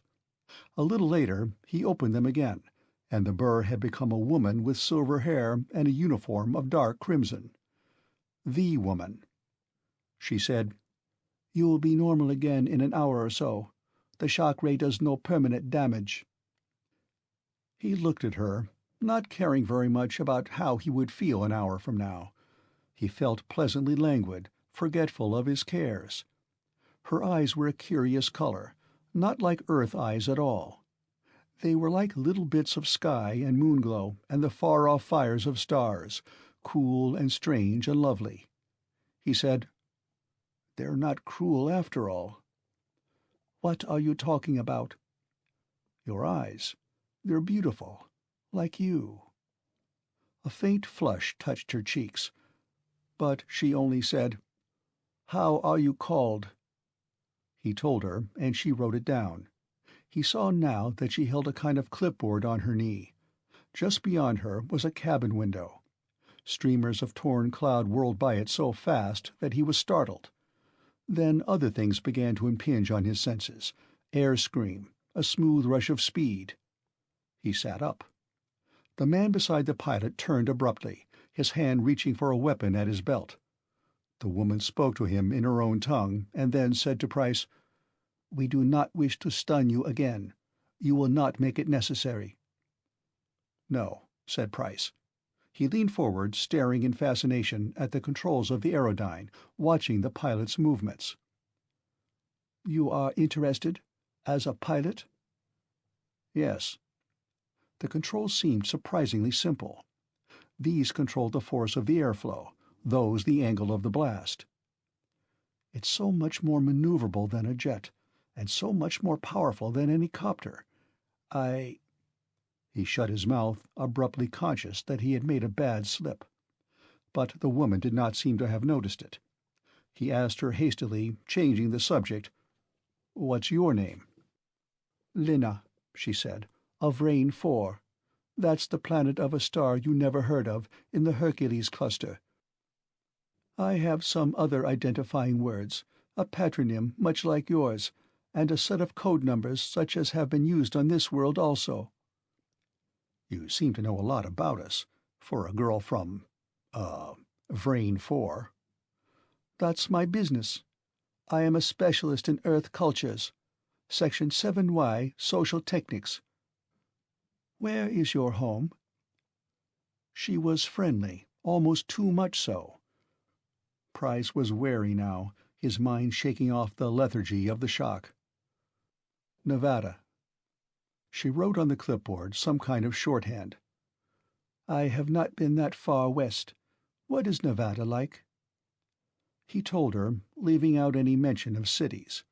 The Aerodyne raced forward, and he watched the controls avidly. So simple. So beautifully, functionally simple. His fingers twitched with eagerness. "You have flown a great deal?" "My father taught me." Careful, Price thought. These people are probably no brighter or shrewder than my own, but they're better able to investigate and check on things. "Tell me, what's it like on Vrain 4? "We eat and sleep, make love and die," she said. "Very much like you. The sky is very beautiful at night. The stars are close and burning, not cold and far away like yours." She paused. "Where did your father learn to fly?" "From his father. It's a family tradition." "And the plane had belonged to your family since the A destroyed the atomic cultures of your Earth year 1979? "Since the Verna destroyed it, yes." She did not argue the point. "How old was the plane then?" Sneaky little question, quietly asked. What was she driving at? Price began to feel that he was in a trap, but he could not quite see the shape of it. Then, before he was forced into an answer that might very well be the wrong one, he saw something that gave him the perfect excuse to ignore it. The thing he saw was a starship. He had never seen a starship before in his life, but he knew this could not be anything else. He judged that they must be back across the river now, and well within the Forbidden Belt. The ship stood like a tower of white metal, enormous, slim, delicate, a thing of slumbering power that caught the throat with awe and wonder. There were no trees anywhere near it, and the earth underneath was fused and hardened to a substance more durable than iron or concrete. Lena said, "That is one reason we do not want men in the belt. There is danger of being caught in a takeoff or a landing." The Aerodyne flashed past, and Price looked back as long as he could at the dwindling shape, splendid but curiously lonely in the middle of nowhere. "I would have thought you'd have a port close in. By the Citadel, I mean." Lena shook her head. "Dispersal is much safer. That is why the belt is so wide. We have a number of ships." The man beside the pilot spoke, and Lena touched Price's shoulder, pointing ahead. "In a minute you will see the Citadel." What he saw first was that iron blinking in the low air that he had seen from the plane. It grew with fantastic speed, taking shape, acquiring height and substance. Price had been prepared for something tremendous. In spite of that, he was wide-eyed and astonished as any tribesman. The Citadel rose from a level barren, swept clear of every living thing. It was round, a vast flat-topped tower stunning in its stark hugeness. It did not fit on Earth at all. This monstrous, man-made metal mountain belonged to another world. Around it, as far as he could see, were launching pads for a species of missile that looked more deadly than any of the ICBMs they had been dreaming up in his own day. Atop the Citadel, on the vast plain of metal that was its roof, there were installations that looked like radar, and others he could only guess at. Something in the radio telescope line, perhaps, with elaborate grids. Set around the perimeter of the roof and looking ominously out across the belt were hooded emplacements that made Price think of Aaron's warning. We will make the belt a blasted barren, where not even a beetle can survive." "You see how helpless," Lena said, quietly echoing his own thoughts. "Men with knives and little guns, they would be throwing their lives away." The old anger came back to Price, and he said sullenly, "The Siegfried line was supposed to be impregnable too." But he knew she was right, and he looked down with a sinking heart as the Aerodyne swept in for a landing on the roof. How could Earthmen ever hope to throw this mighty power from their backs? He stepped down to the iron deck, still a little slow and shaky when he moved. Other Aerodynes were dropping down one by one. He looked around for Sawyer and Burr and Twist, but he did not see them. Verna guards fell in on either side, and Lena said, "I think your friends have already landed and are with Aaron below. Come on." The invitation was pure rhetoric. He had no choice. The guard took him toward a circle painted bright red for the guidance of pilots, and about 8 feet across. He asked, "Is Aaron the big boss?" "The supreme commander of this base. You see how important you are to us, you and your plane?" They stood on the red circle, and it dropped with them smoothly down a gleaming metal shaft. It did not drop too far. They stepped from it into a corridor, brightly lighted by tubes sunk into the low ceiling. There were many doors on either side, and Verna in uniforms of various colors passed back and forth. The office of the Supreme Commander was as austere and functional as everything else Price had seen. Narrow windows with flush shutters of steel looked out across the sunlit belt. One wall was a maze of screens and dials, communicator devices, and another had rows of tube mouths with vari-colored tabs. Aaron stood facing Sawyer, with Burr and Twist behind their chief. There were several guards. As Price came in with Lena, Sawyer was saying, "I told you I wouldn't give the man up, nor the plane. As for the meeting, your paid traitor can tell you all about it. And now you can go ahead and kill me."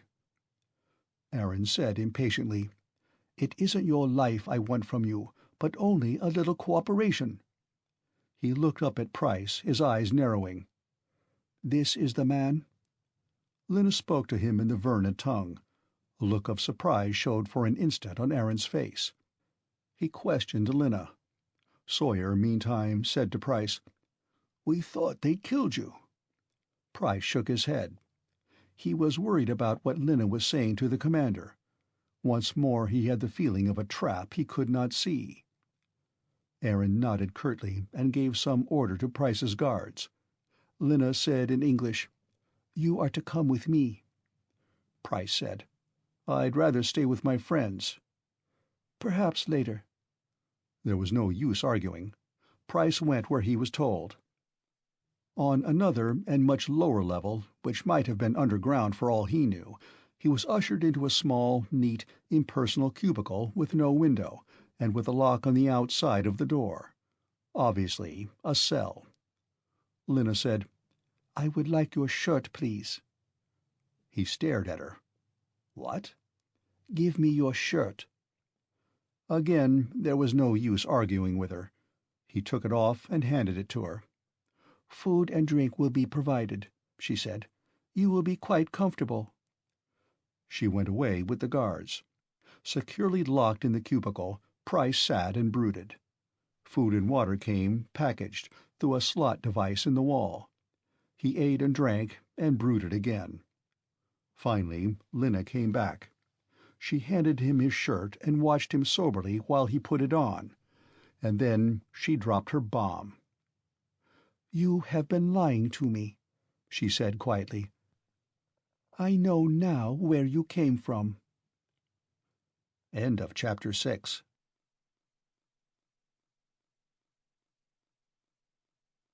Chapter 7. Price stood stone still, meeting her gaze. But his thoughts were racing like startled deer. How could even the super-scientific Verna have guessed his incredible origin? It was a freak, a fluke that wouldn't happen once in a million years. Lena was saying, "Take your plane. Obsolete in model as it was, it would require extensive machine shops to fabricate it. And your clothing. Your shirt is of synthetic fabric, and so is the dye. It was woven on machines, and these are new, not relics preserved for a century." Price managed to keep his voice level as he said, "So—" "So," Lena said, "there is somewhere a hidden community big enough to keep the old technologies of your people alive. A community we've known nothing about." She regarded him in stern triumph, as though she had gained a victory. Price sat down on the narrow bed. He had an hysterical desire to laugh, but he did not do that. Instead, he turned his head away from Lena as though to hide his dismay, but actually he was trembling with a sudden realization. She had just given him his chance, if he kept his head and played it right. In her wholly mistaken, if quite natural, deduction of his origin, she had given him a chance for escape. She misread his silence. "Further lies will not do you any good." Astonishingly, there was pity in her voice. "I see now what you intended. You wish to share your community's knowledge with other tribes, to give them new weapons in their fight against us. And now you hope to still keep your secret, so someone else may succeed where you failed. Believe me, Price, I understand." "Do you?" he said savagely. "Yes," she said, her voice hardening. "And I understand better than you what would have happened to your army if they had attacked, armed with pitiful little planes like yours, and only slightly more powerful rifles."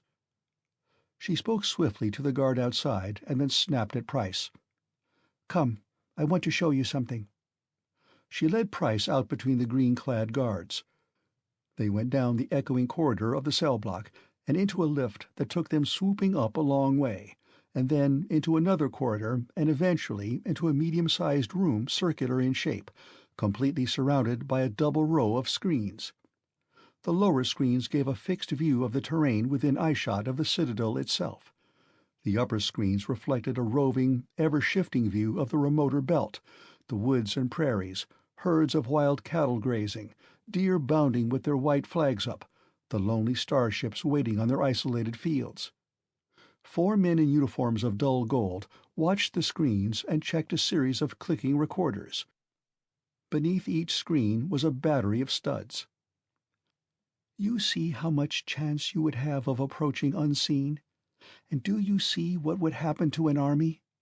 One man here, touching those firing studs, and the whole belt would become in seconds like the barren outside the walls. Nothing would be left. Nothing." In Lena's eyes now there was the same impatient contempt for his stupidity that he had seen there before, when Aaron had talked to Sawyer in the square. "And this is how you would help them, to their destruction." If the situation had been what she imagined it to be, that would have been the truth. Price allowed a sullen doubtfulness to show in his face, but he said, "What about your starships? You wouldn't destroy them?" "They can be flown on autopilot at a moment's notice out of harm's way. Oh, for heaven's sake, Price, can't you see that I'm trying to help you? I don't want your people slaughtered. We, the Verna, don't want them slaughtered. But if you persist in battering your stubborn heads—" All right," he said crossly. "You've got the weight and weapons. Let's get out of here. It makes me sick to think how helpless we are." They went outside into the corridor again. At its end there was a window, and Price stood by it, looking out. He pretended to be sunk in bitter reflection, but his brain was spinning furiously, trying to see all ways at once. He said, "If I show you where our hidden colony is, you'll only smash it up. There's a lot there that isn't weapons, things that could help build up a civilization again. Why would I show you?" "To keep some other idiot from trying to do what you have done? We won't destroy anything that's useful, only control it as to the production of weapons." She sighed and added, "I hate to put it this way, Price, but if you don't show me willingly, it will have to be another way, and I don't want that." There was a real ring of sincerity in her voice. Price grumbled around a bit, permitting himself to be beaten. "All right," he said at last. "I guess there's nothing for it. I'll show you." "Good. I'll arrange for a flyer." Her voice was drowned out by a sudden hooting of sirens all through the Citadel. For a moment no one moved. Lena's face became drained of all color. The guards stiffened, staring in a kind of wonder. The steel shutter of the window clanged to with a ringing snap, and Price could feel in that vast building a stirring and buzzing as of a menaced hive. "What is it?" he asked, his feeling of triumph beginning to slip away almost before he had had time to enjoy it. Lena's voice was quite steady when she answered. "Possibly nothing. You must return to your cell now. We'll discuss the trip later." The siren stopped. The guards hustled Price along urgently now, as though they had more important things to attend to. The Verna were shifting rapidly from places to other places, but all in good order. Only their faces were tense, and they did not talk except to pass an order or ask for one. It was obvious that there was an alarm, that the Citadel was taking up battle stations, and that everyone was, if not afraid, at least severely uneasy. Price began to be uneasy too. Nevertheless, he noted the symbol that identified the door, and studied the life controls as he was dropped down to the prison level again. In perfect silence they stepped from the lift and started down the corridor toward Price's cell. Then the siren screeched again, but on a different note. Lena gave a little sigh. Without thinking about it, he put his arm around her. "All clear?" "Yes. What a relief. I'm technically a soldier, but I'm afraid a technicality is all it is. Shh! Listen." A clear metallic voice had begun to speak over some communicator system that apparently reached every corner of the Citadel. Lena drew away from him without seeming to notice his familiarity, listening intently. The guards listened too, and so did 3 or 4 other Verna visible in the corridor. Price could understand nothing except that the word "A" occurred several times. The Verna's favorite bogeyman. He wondered if the Verna powers that were used it to hoodwink their own people too. It would explain Lena's sincerity, Aaron's honest annoyance, if they themselves believed in a menace called the A. The window at the end of the corridor had reappeared as the safety shutter slid back. Through it, tantalizingly small and far away, Price watched the landing of a starship, and it was disappointingly remote and unreal as a scene done with models for an old film. Until he felt the mighty fabric of the Citadel, man-made mountain of steel and iron, quiver underneath him with the shock-wave of that landing. Then he knew. The voice stopped speaking. There was a moment of dead quiet, as though what the voice had said was more momentous than the alarm. Lena's face was pale again, and the guards looked both excited and apprehensive. One of them spoke to Lena, and she shook her head, apparently giving him a reassuring answer. Price said irritably, "Can you tell me what's going on?" "There was a skirmish," she said, "out there. That's what the alarm was, to tell us there was fighting going on, but of course it was already over. There was only one A ship, a scout." "Oh," said Price, and almost smiled. Scramble them once in a while, keep them on their toes, remind them of the menace. It was a simple technique. Earthmen had evolved it quite early. People were talking now. He could hear their voices echoing down the metal halls, excited, fearful. Several went to the window to crane their necks at the distant starship. And then the metallic voice began to speak again, very crisp and clipped. "Maximum security," Lena said. "All corridors cleared, all doors and safety bulkheads locked, all off-duty personnel in quarters. Go in, Price." She pointed to his cell door. "I have to hurry." The corridor was clearing like magic. Price hung obstinately in the doorway. What now? "They captured the scout. They're bringing in 2 of the A, alive." One of the guards shoved him in, and the door slammed shut on its magnetic lock. Price lay down on the bunk. So, They had captured a scout, and they were bringing in 2A alive, and everybody in the Citadel was ordered behind locked doors. Handy. Very. He was beginning to feel less hostility toward at least some of the Verna. They were not so hard-headed and skeptical as the Earthmen. They believed, and the belief was keeping them here to man an outpost fort when they would doubtless much rather return home. He found himself unaccountably pleased that he had an excuse to stop hating Lena. He thought about the plan he had in mind until he went to sleep. It was difficult, in that windowless and practically soundproof place, to judge the passage of time. To Price it seemed like centuries.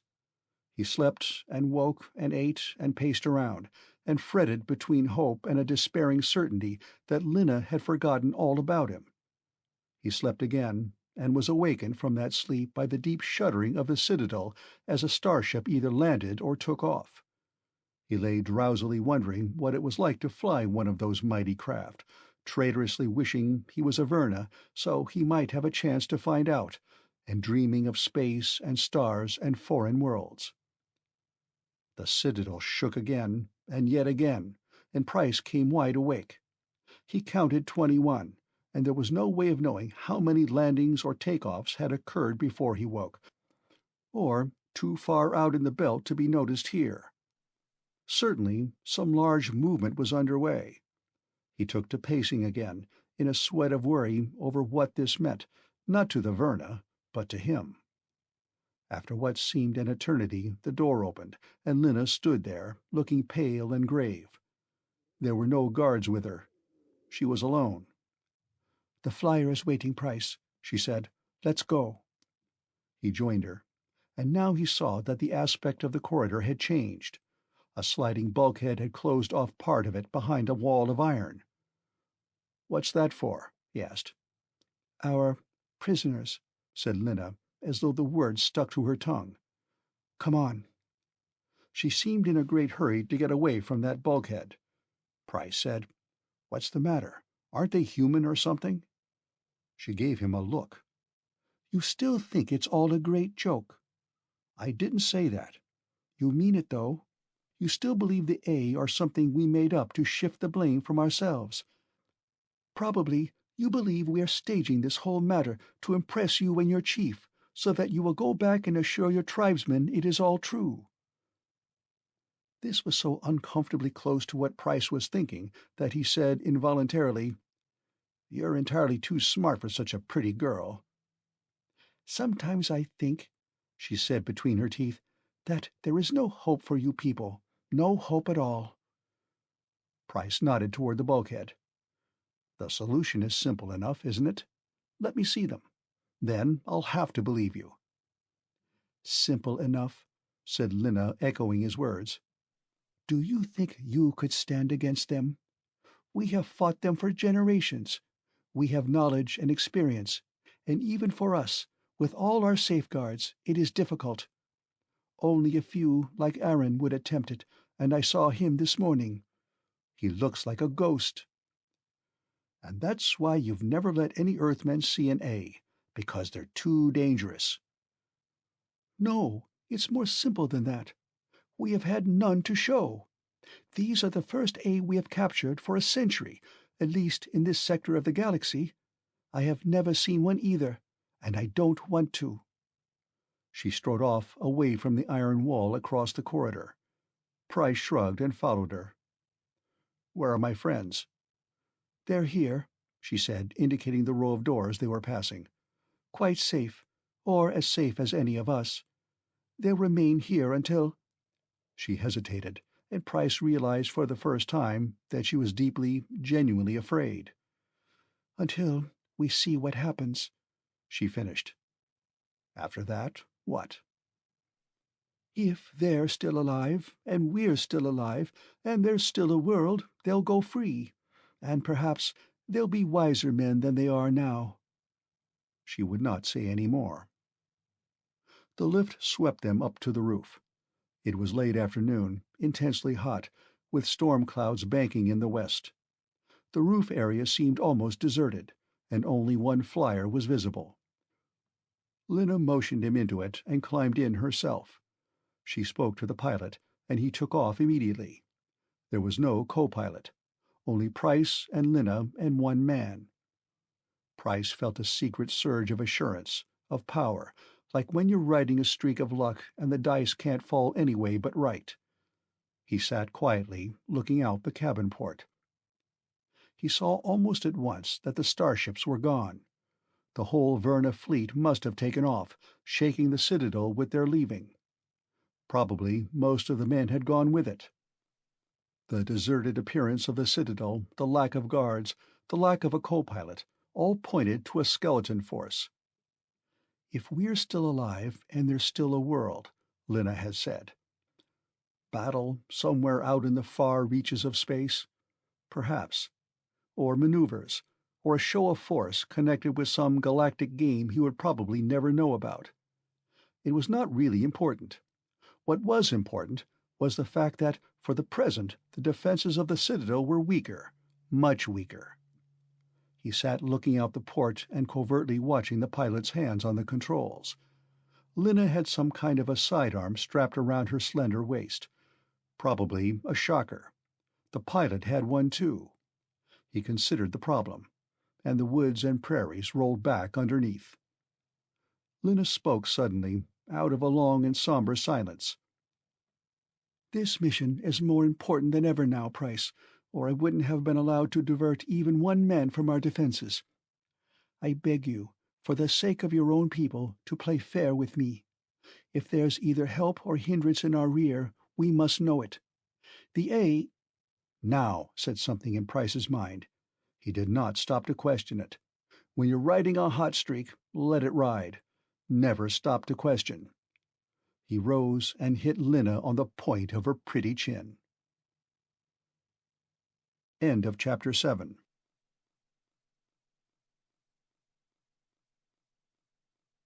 Chapter 8. She dropped in her seat without a sound.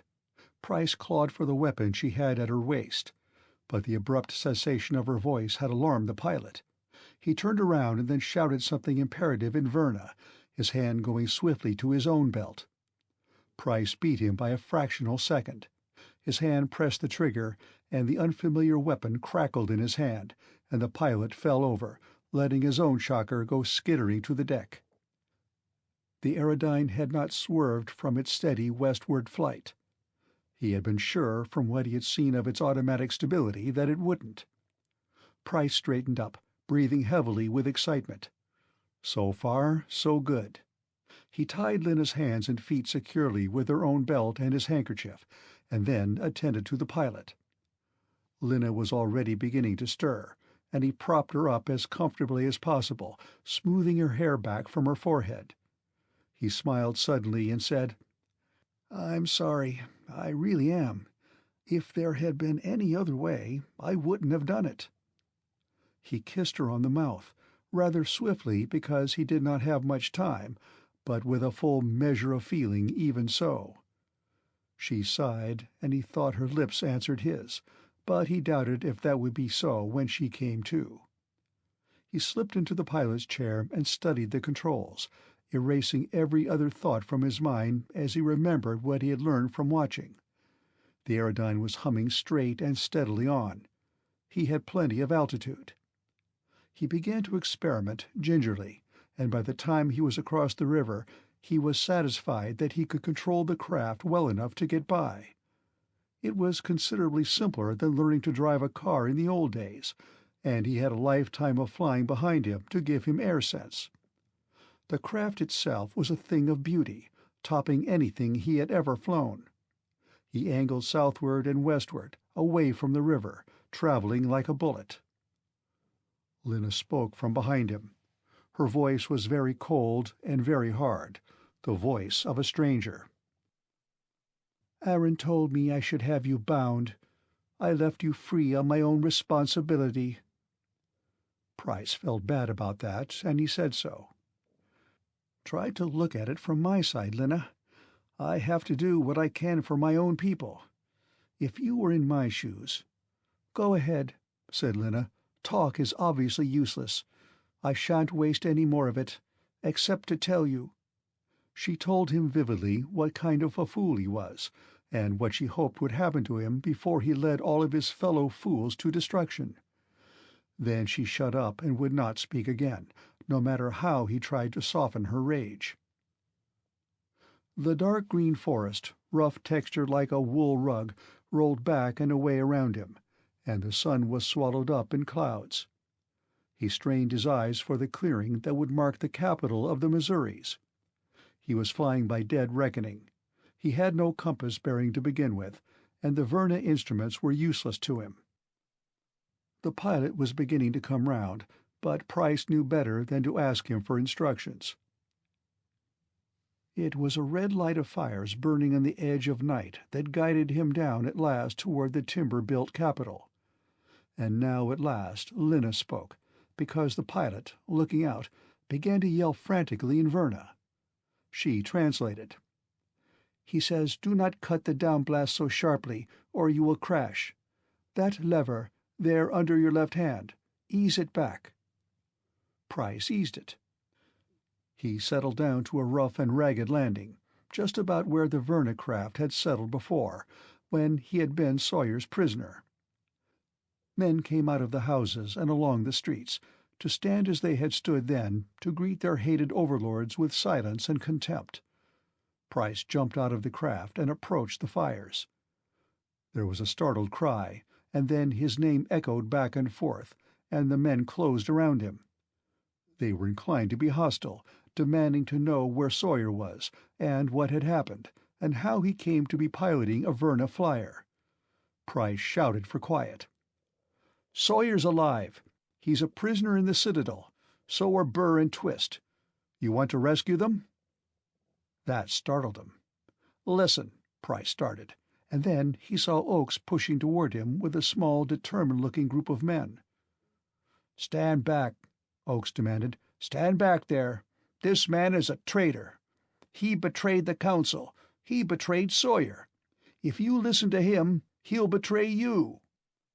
He turned to Price. "You get back to your Verna masters. Tell them we're not going to—" "Oh, shut up," said Price impatiently. "You're not chief here, and you never will be, no matter if you do leave Sawyer to rot in the Citadel." He took the shocker from his belt where he had thrust it. "I stole that flyer from the Verna, and I stole this too. I'll use it on you if I have to." Oakes looked ugly, but he hesitated, and Price said, "Some of you, if you want proof of what I say, go look in the flyer. Go on." Several men detached themselves from the crowd and went off at a trot toward the flyer. Presently they began to whoop and halloo. They came back carrying the pilot and Lena, who looked at Price with the utmost hatred. "It looks like a trick to me," said Oakes. "They could have been bound on purpose." Price said, "Does it look like a trick that every starship of the Citadel fleet took off last night? You must have heard or seen them, even at this distance." "Yes," said a lean farmer. "Streaks of fire in the sky before dawn. I was milking." Others had seen them too, and now a note of excitement crept into their voices. "What's it mean? What's happened there? What are you after?" "The Citadel is stripped," he said, "and I know where the fire control is that commands the belt. With this flyer I can land right on the Citadel without being challenged. I can take some of you with me, and we can knock out those weapons. You can walk right in with no more opposition than brave men ought to be able to handle. You—" "Price," said Lena in a voice of absolute horror, "you don't know what you're doing. The fleet has gone out to fight the A. Aaron forced some information out of the captives. The A fleet is somewhere outside this solar system, and our fleet's out to intercept it." The terror in her voice increased. "But if the A forces evade our fleet and strike directly at our base here, don't you see? Only our great missile batteries around the Citadel can defend Earth. If you storm the Citadel, there'll be no defenses at all." He said, "Lena, I know you believe in the A. Probably most of your people do. But you've never seen one. In a century, no one on Earth has seen one. They're a myth, a political stratagem, that's all." She shook her head, groping desperately for words. "Don't follow him," she cried out to the men. "Don't listen to him. We're fighting for your lives and safety too. Don't be so mad as to stab us in the back now." They looked at her in the firelight, the flint-faced men who were weary of Star-Lords. Then, without paying Oakes any attention at all, they looked at Price. "He's right," drawled one of them. "The Star-Spawn have given us the lie about the A too long. Ain't a kid on Earth believes it." Lena's head bent hopelessly forward, and she turned away. "She still believes it, every word," thought Price. Poor Lena! He would have given anything to comfort her. But there was no time for comfort, no time for anything but planning. He said, "You've heard. You know this chance may never come again. Are you with me?" And they answered, "Yes." "All right," said Price. "All right. We've got to have a council, to make plans, and then we'll have to move fast to strike before the fleet comes back. Who are your leaders after Sawyer?" 5 or 6 men came forward, district sub-chiefs. One of them nodded his head toward the 2 Verna. "What'll we do with them?" "Treat them well," said Price sternly. "They're your assurance of Sawyer's life." He didn't know whether they were or not, but he didn't want Lena to suffer even discomfort because of him. He added, "Make sure they don't talk to anyone, though. And remember, there was a traitor at the big council. You'd better all keep a lookout for signals and communication devices. And now, let's talk." The council lasted far into the night. Price's biggest problem was to persuade the tribesmen not to bring their guns. "The metal detector units on the Flying Eyes would spot you before you'd gone 10 miles into the belt, and I can't take the control room that far ahead. It couldn't possibly be held that long, and no matter how we might smash the weapon controls, they'd have time to patch them up and use them on you. You'll have to infiltrate the belt on all sides, keeping under cover, and get within striking distance before I land on the Citadel. Besides, against the Verna shockers, your guns aren't much more use than your hunting bolos. We'll try and give you better weapons once we're inside." "Of course," said one leathery-faced sub-chief, "when you've got us and the Ohios and Kentuckys and the rest all in the belt, it would be a mighty easy thing for you to give them the word at the Citadel and have us all wiped out at once, like that." Price said harshly, "It's up to you whether you want to take the gamble or not.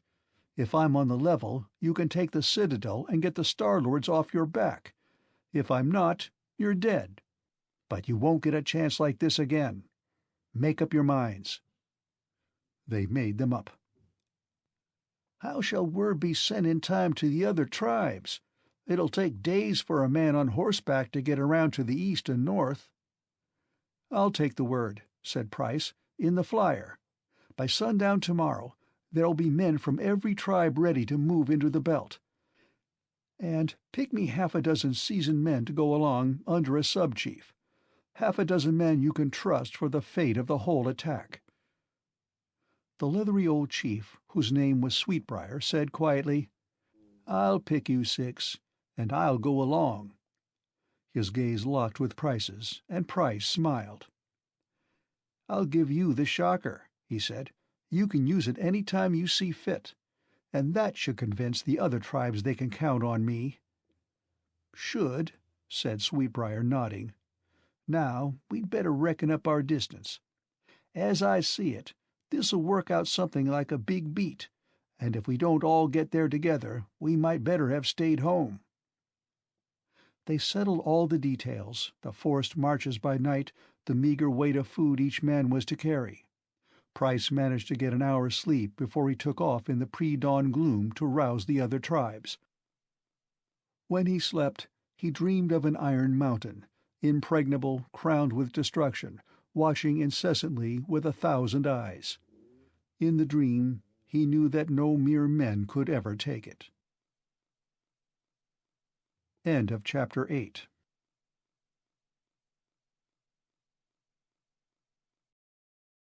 Chapter 9.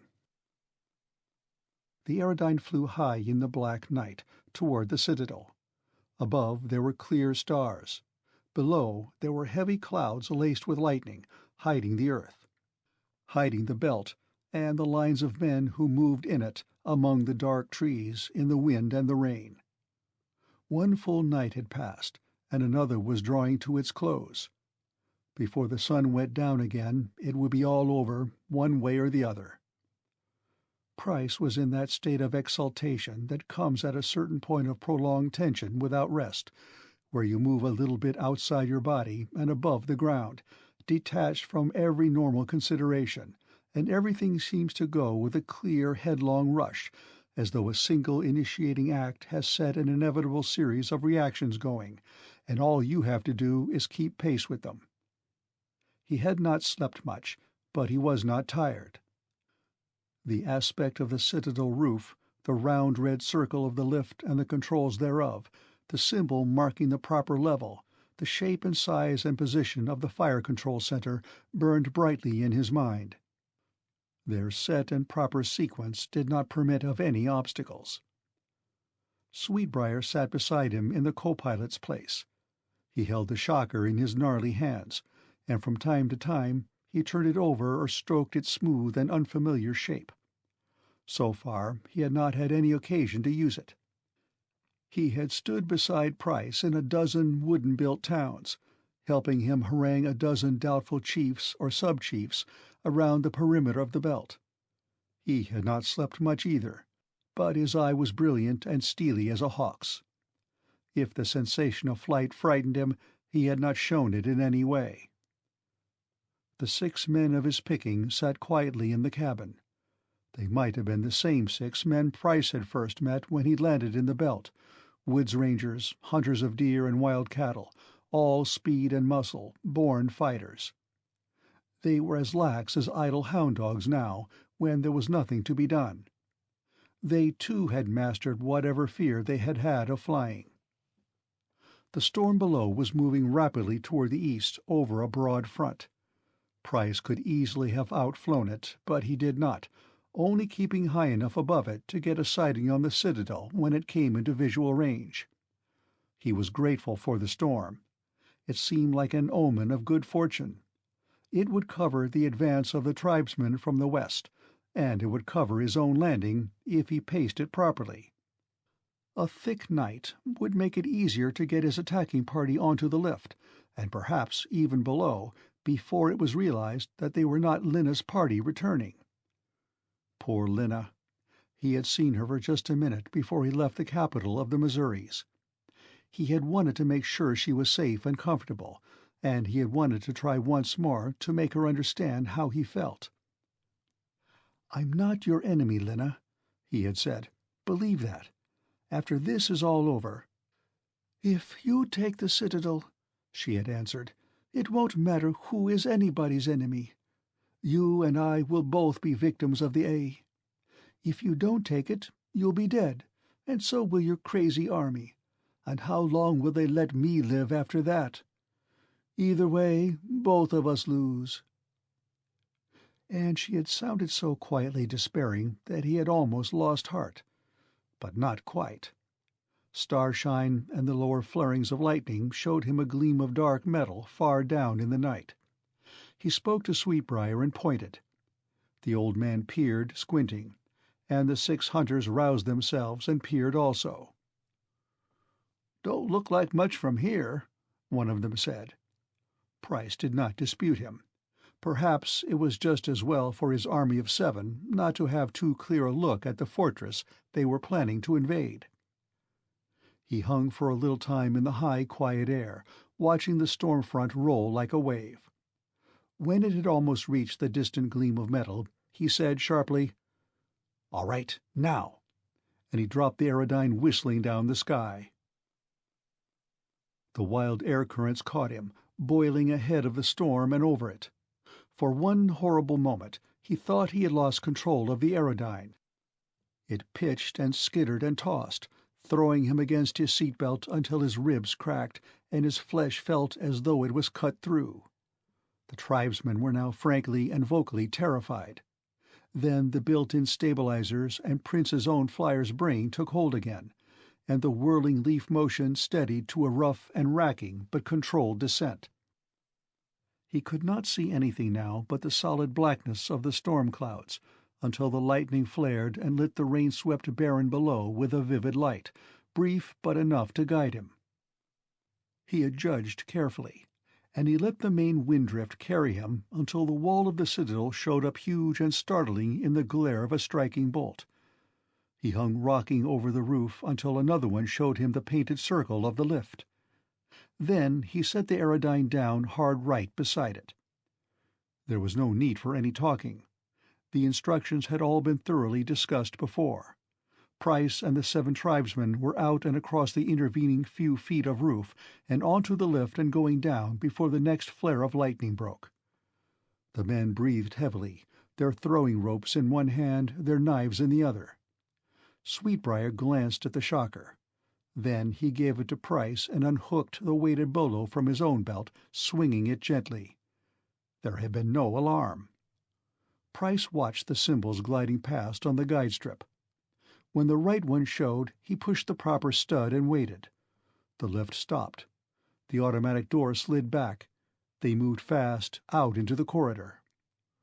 Only one man was in sight, going somewhere with a sheaf of papers in his hand. He stopped, and his eyes widened, and his mouth opened. Price fired the shocker. The man fell down, and the papers scattered all over the floor. Price began to run. His own shoes made a quick, sharp padding on the plastic surface. The moccasins of the hunters made no sound at all.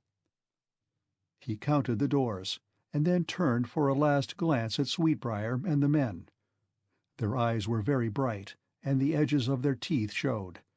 Sweetbriar nodded. Price flung open the door. And it was easy, easier than he had dreamed. The 4 technicians in their uniforms of dull gold turned and stood startled and staring for as long as a man might catch his breath, and that was time enough. Bolos wrapped around 3 of them like flying snakes and brought them down, and the 4th fell under the shock beam. "Shut the door," said Price, and one of the hunters shut it. Price knocked out the other 3 with the shocker, and the hunters bound them. There was a rack of sidearms in one wall, with several shockers in it. Price handed them out and then turned his attention to the batteries of firing studs. The hunters stood staring at the moving pictures of the stormy belt reflected in the scanner screens, until Sweetbriar sent them to guard the door. There were service hatches below the waist-high control panels. Price got one open and studied the wiring, panting more with excitement than exertion. It was only a few minutes until the prearranged time of attack. But he must not trip the firing relays accidentally in trying to deactivate them. He was afraid to start pulling wires indiscriminately. But where the individual leads ran back to join the primary cable, they passed through a series of switches. It seemed logical to Price that these were safety cut-offs to be used during maintenance, and that they would cut off the nameless destructive engines on the roof. He had nothing better to go on, and time had almost run out. He opened one of the switches and glanced swiftly at the screens. Nothing happened. He flipped open the others fast and ripped the wires loose from the board. Then, with a metal chair, he smashed the studs. As he finished, Sweetbriar shouted suddenly, "There they come, and right on time!" Price, sweating, looked up. Sweetbriar and the hunters were eagerly gazing at the screens. They showed the storm-swept belt, and they showed small dark figures in it, hundreds of them, thousands, tribesmen running toward the Citadel. An alarm bell rang somewhere in the Citadel. Instantly other bells echoed it, a distant confusion of alarms. "Out of here fast," Price cried. "This is the first place the Verna will be coming. If we can get down through, we can help the others." They ran back out of the room, back down the corridor past the unconscious man who still lay on the floor. Whatever happened now, the tribesmen pouring across the belt were safe from the weapons on the roof. Without warning, the lift door opened right in front of them, and 5 green-clad Verna came spilling out of it. There was no chance to use shockers or bolos either. They were so close to each other that it was hands and fists. They struggled, gripping and striking at each other, their feet slipping on the smooth floor, with the clamor of bells in the background. A new note was added to that clamor, a dim sound of yelling voices, many of them surging up from the lower part of the Citadel. "The tribes are in!" shouted Sweetbriar. "By God, I—" He was knocked back by a flailing green arm. His Verna antagonist scrabbled to get his shocker out of his belt. Price desperately kicked out at his own personal foe and banged him back against the metal wall. He saw the silver head bang the wall, and the man sagged at the knees. Price rushed and knocked up the shocker now leveled at Sweetbriar. The hunters yelped, their eyes blazing. It was their kind of a fight. They liked it. After a sullen lifetime, they were using their fists on the Star Lords, and they liked that. The surge of sound from levels underneath told of a far bigger melee down there, spreading through the Citadel. And then that sound, and the small personal noises of their own staggering fight, were cut across by a brutal authoritative new sound. A hooting, loud and commanding, getting louder by the second, braying like the voice of doom through the vast iron pile. The two Vernas still left on their feet tried to turn and run down the corridor. The hunters' bolos brought them down quickly. Sweetbriar's leathery old face was wild and startled as he got to his feet. "What the hell?" "That's the Verna's big battle station siren," Price said. "They're a bit late with it. Come on." He and the hunters began to look for stairs, racing swiftly along the deserted corridors. They found some at last and sped downward, level after level.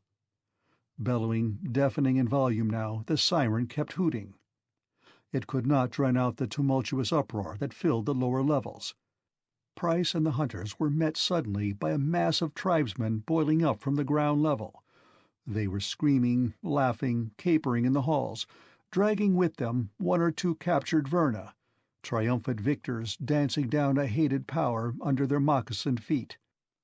Their hair and beards and their clothing were still dripping wet with rain. They swept up Price and Sweetbriar and the 6 others in their advancing front, pounding their shoulders, hugging them. "We did it! We got 'em!" they cried. "We took the Citadel!" "Is it all over?" asked Price incredulously. "So soon?" "That mighty caterwauling did it," said a red-bearded man. "All of a sudden they quit fighting and began to run like it was a signal, but they couldn't get away from us. I heard they got old Aaron hisself down there, in a big room, cussing and crying fit to bust." "Where's Sawyer?" somebody shouted, and Sweetbriar took up the cry. Price said, "Somewhere on this level, I think. Get a Verna that speaks English and make him show you. It'll save time." He pushed on through them to the stairs and fought his way down. He wanted to see Aaron. He wanted to see the pride of the Citadel humbled, broken. Tribesmen rioted through the corridors, smashing things like happy children. They directed him to a vast sunken room that Price knew must be the very heart and soul of the Citadel, its reason for being. It was an overpowering place of screens and towering panels and complex equipment. But these screens looked far beyond Earth, showing starry spaces, burning suns, and unimaginable dark abysses. From here the Verna had watched the whole sector of outer space, and these complex controls must be the triggers of the mighty missile batteries outside the Citadel, the weapons that could strike fast and far into the void. Here there was a guard to keep out the roisterers. The soberer of the tribesmen had a sensible concern for the possible results of tampering with these incomprehensible but obviously mighty powers. They were afraid the whole Citadel might blow up with them in it. A few technicians were still being hustled out as Price entered. A number of the chiefs were in here, and Aaron was with them, but he was neither cursing nor crying. He was standing between 2 muscular tribesmen, facing the chiefs, and his face held such an agony of despair and terror that Price was shaken by it. "What must I do," he was saying, "to make you understand? That warning came from our fleet." The A have invaded it in the Centaurus Gulf and are sweeping in towards Earth. If we don't defend the Citadel—" He broke off as he saw Price come up. Then he said bitterly, "I congratulate you. Few men can say that practically single-handed they destroyed a world." One of the chiefs asked Price, "Is Sawyer with you?" Price shook his head. "They have gone to free him now. He'll be here in a few minutes." "Oh, my God," said Aaron softly, "don't let them free the A. Even two of them at large here. We'd have no hope at all, with their fleet coming." He looked at Price, and Price's confident scorn drained slowly out of him, leaving a nasty void. Nobody, Verna or not, could counterfeit what he saw in Aaron's eyes. "Do you wish me to go on my knees and beg?" whispered Aaron. "I'll do it. Only go up and stop them from opening that bulkhead." And Price knew suddenly that he must do that.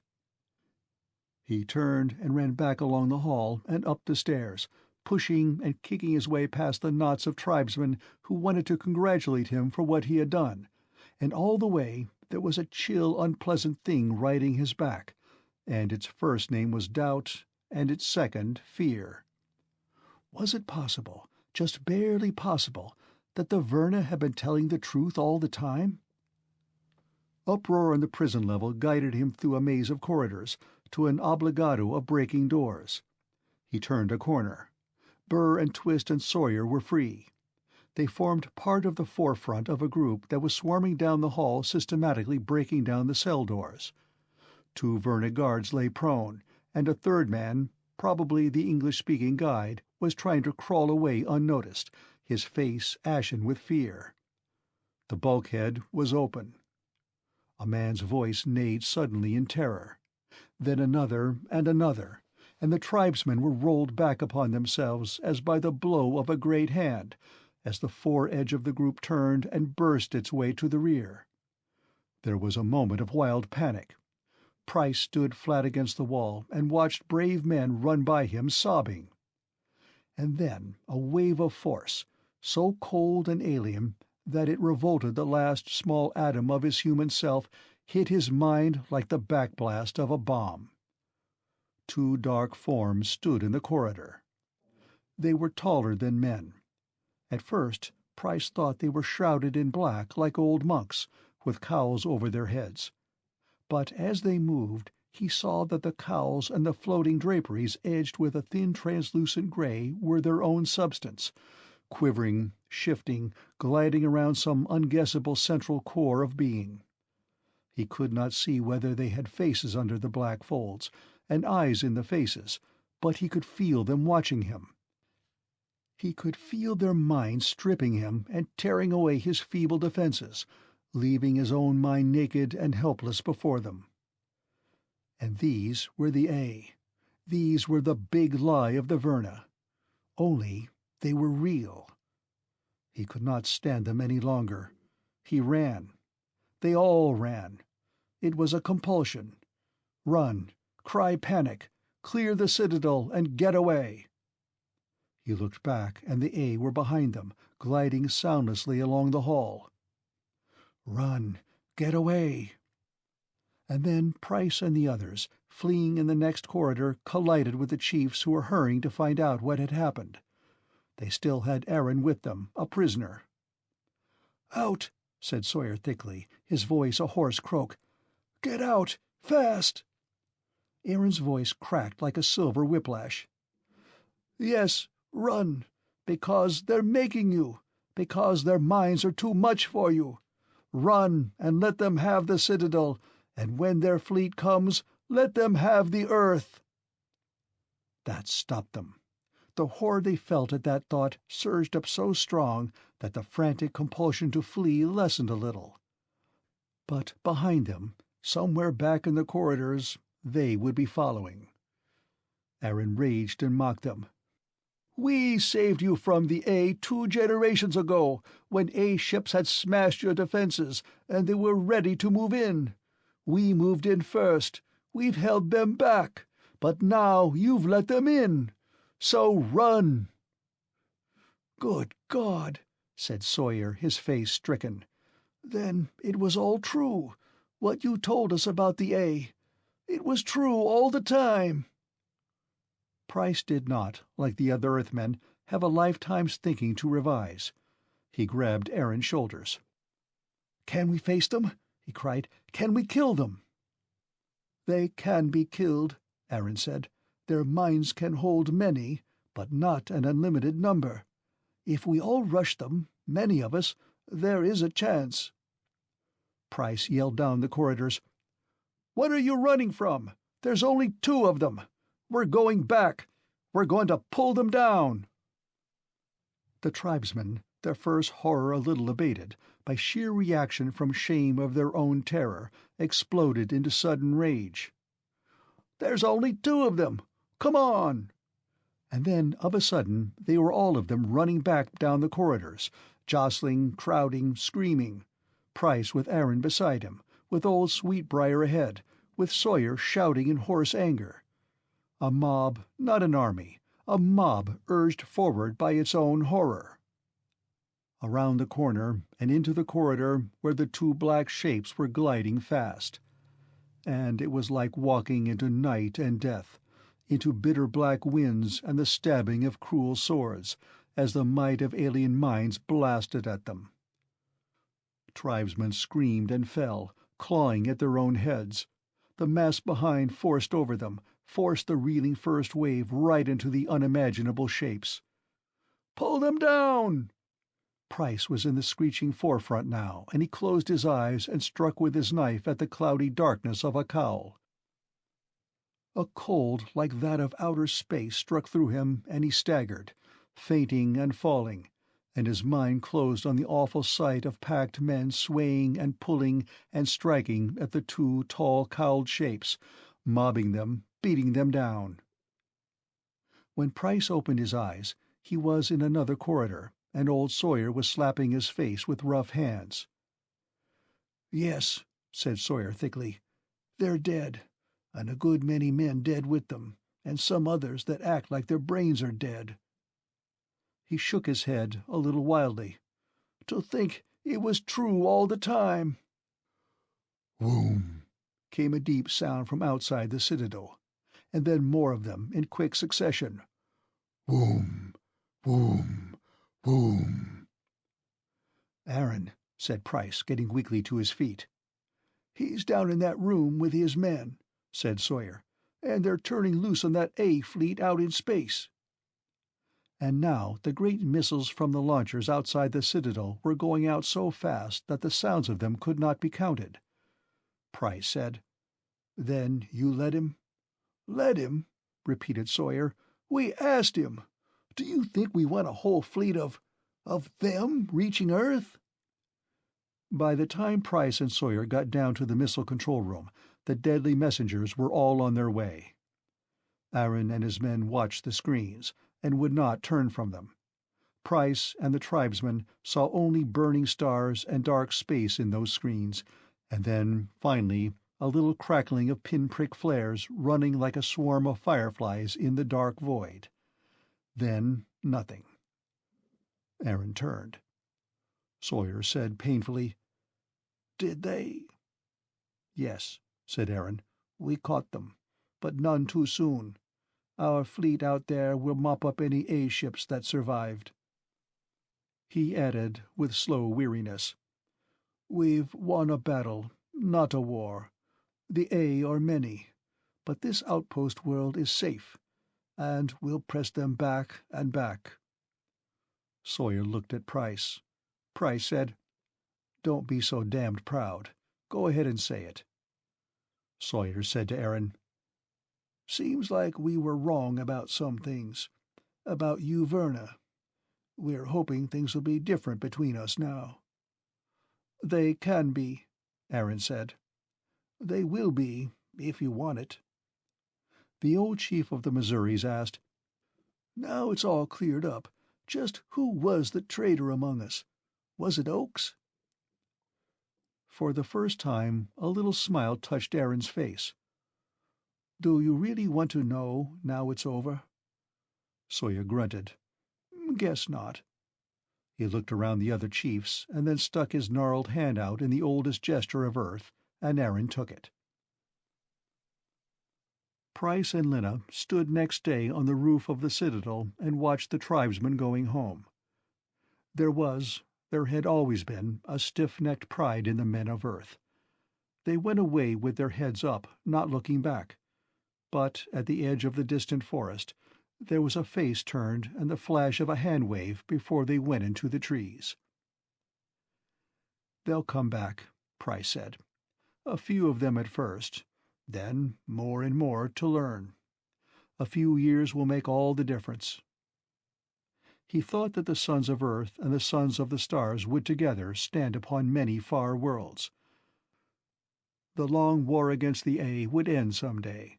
That dark and alien tide would be rolled back, and Earthmen would do their share. But that was all to come. Lena was saying earnestly, "And the people of your own hidden colony in the West, they will join us too?" Price looked at her. "There is no colony, Lena. I came alone from the West." "But your clothes, your plane, where did you come from?" She was startled, her eyes wide and wondering. "I'll explain all that later. You won't believe it, at first. I hardly do myself." And, thinking of the strange freak of force and chance that had snatched him from the older Earth, Price felt a last pang of nostalgia for that lost world of long ago. That time when, safe on their cozy little planet, men had dreamed of space and stars. It seemed now like a long-dead idyll of youth. The Earth of those days could never come again. The wider galaxy had crashed in upon it, and terrible and magnificent realities had shattered the youthful dreams, and it was a different and sterner planet that was joining the community of star worlds. Who knew what awaited it on that wider cosmic stage? His hand tightened on Lena's. Of their own tiny part in that vast future, he felt suddenly very sure. End of Chapter 9.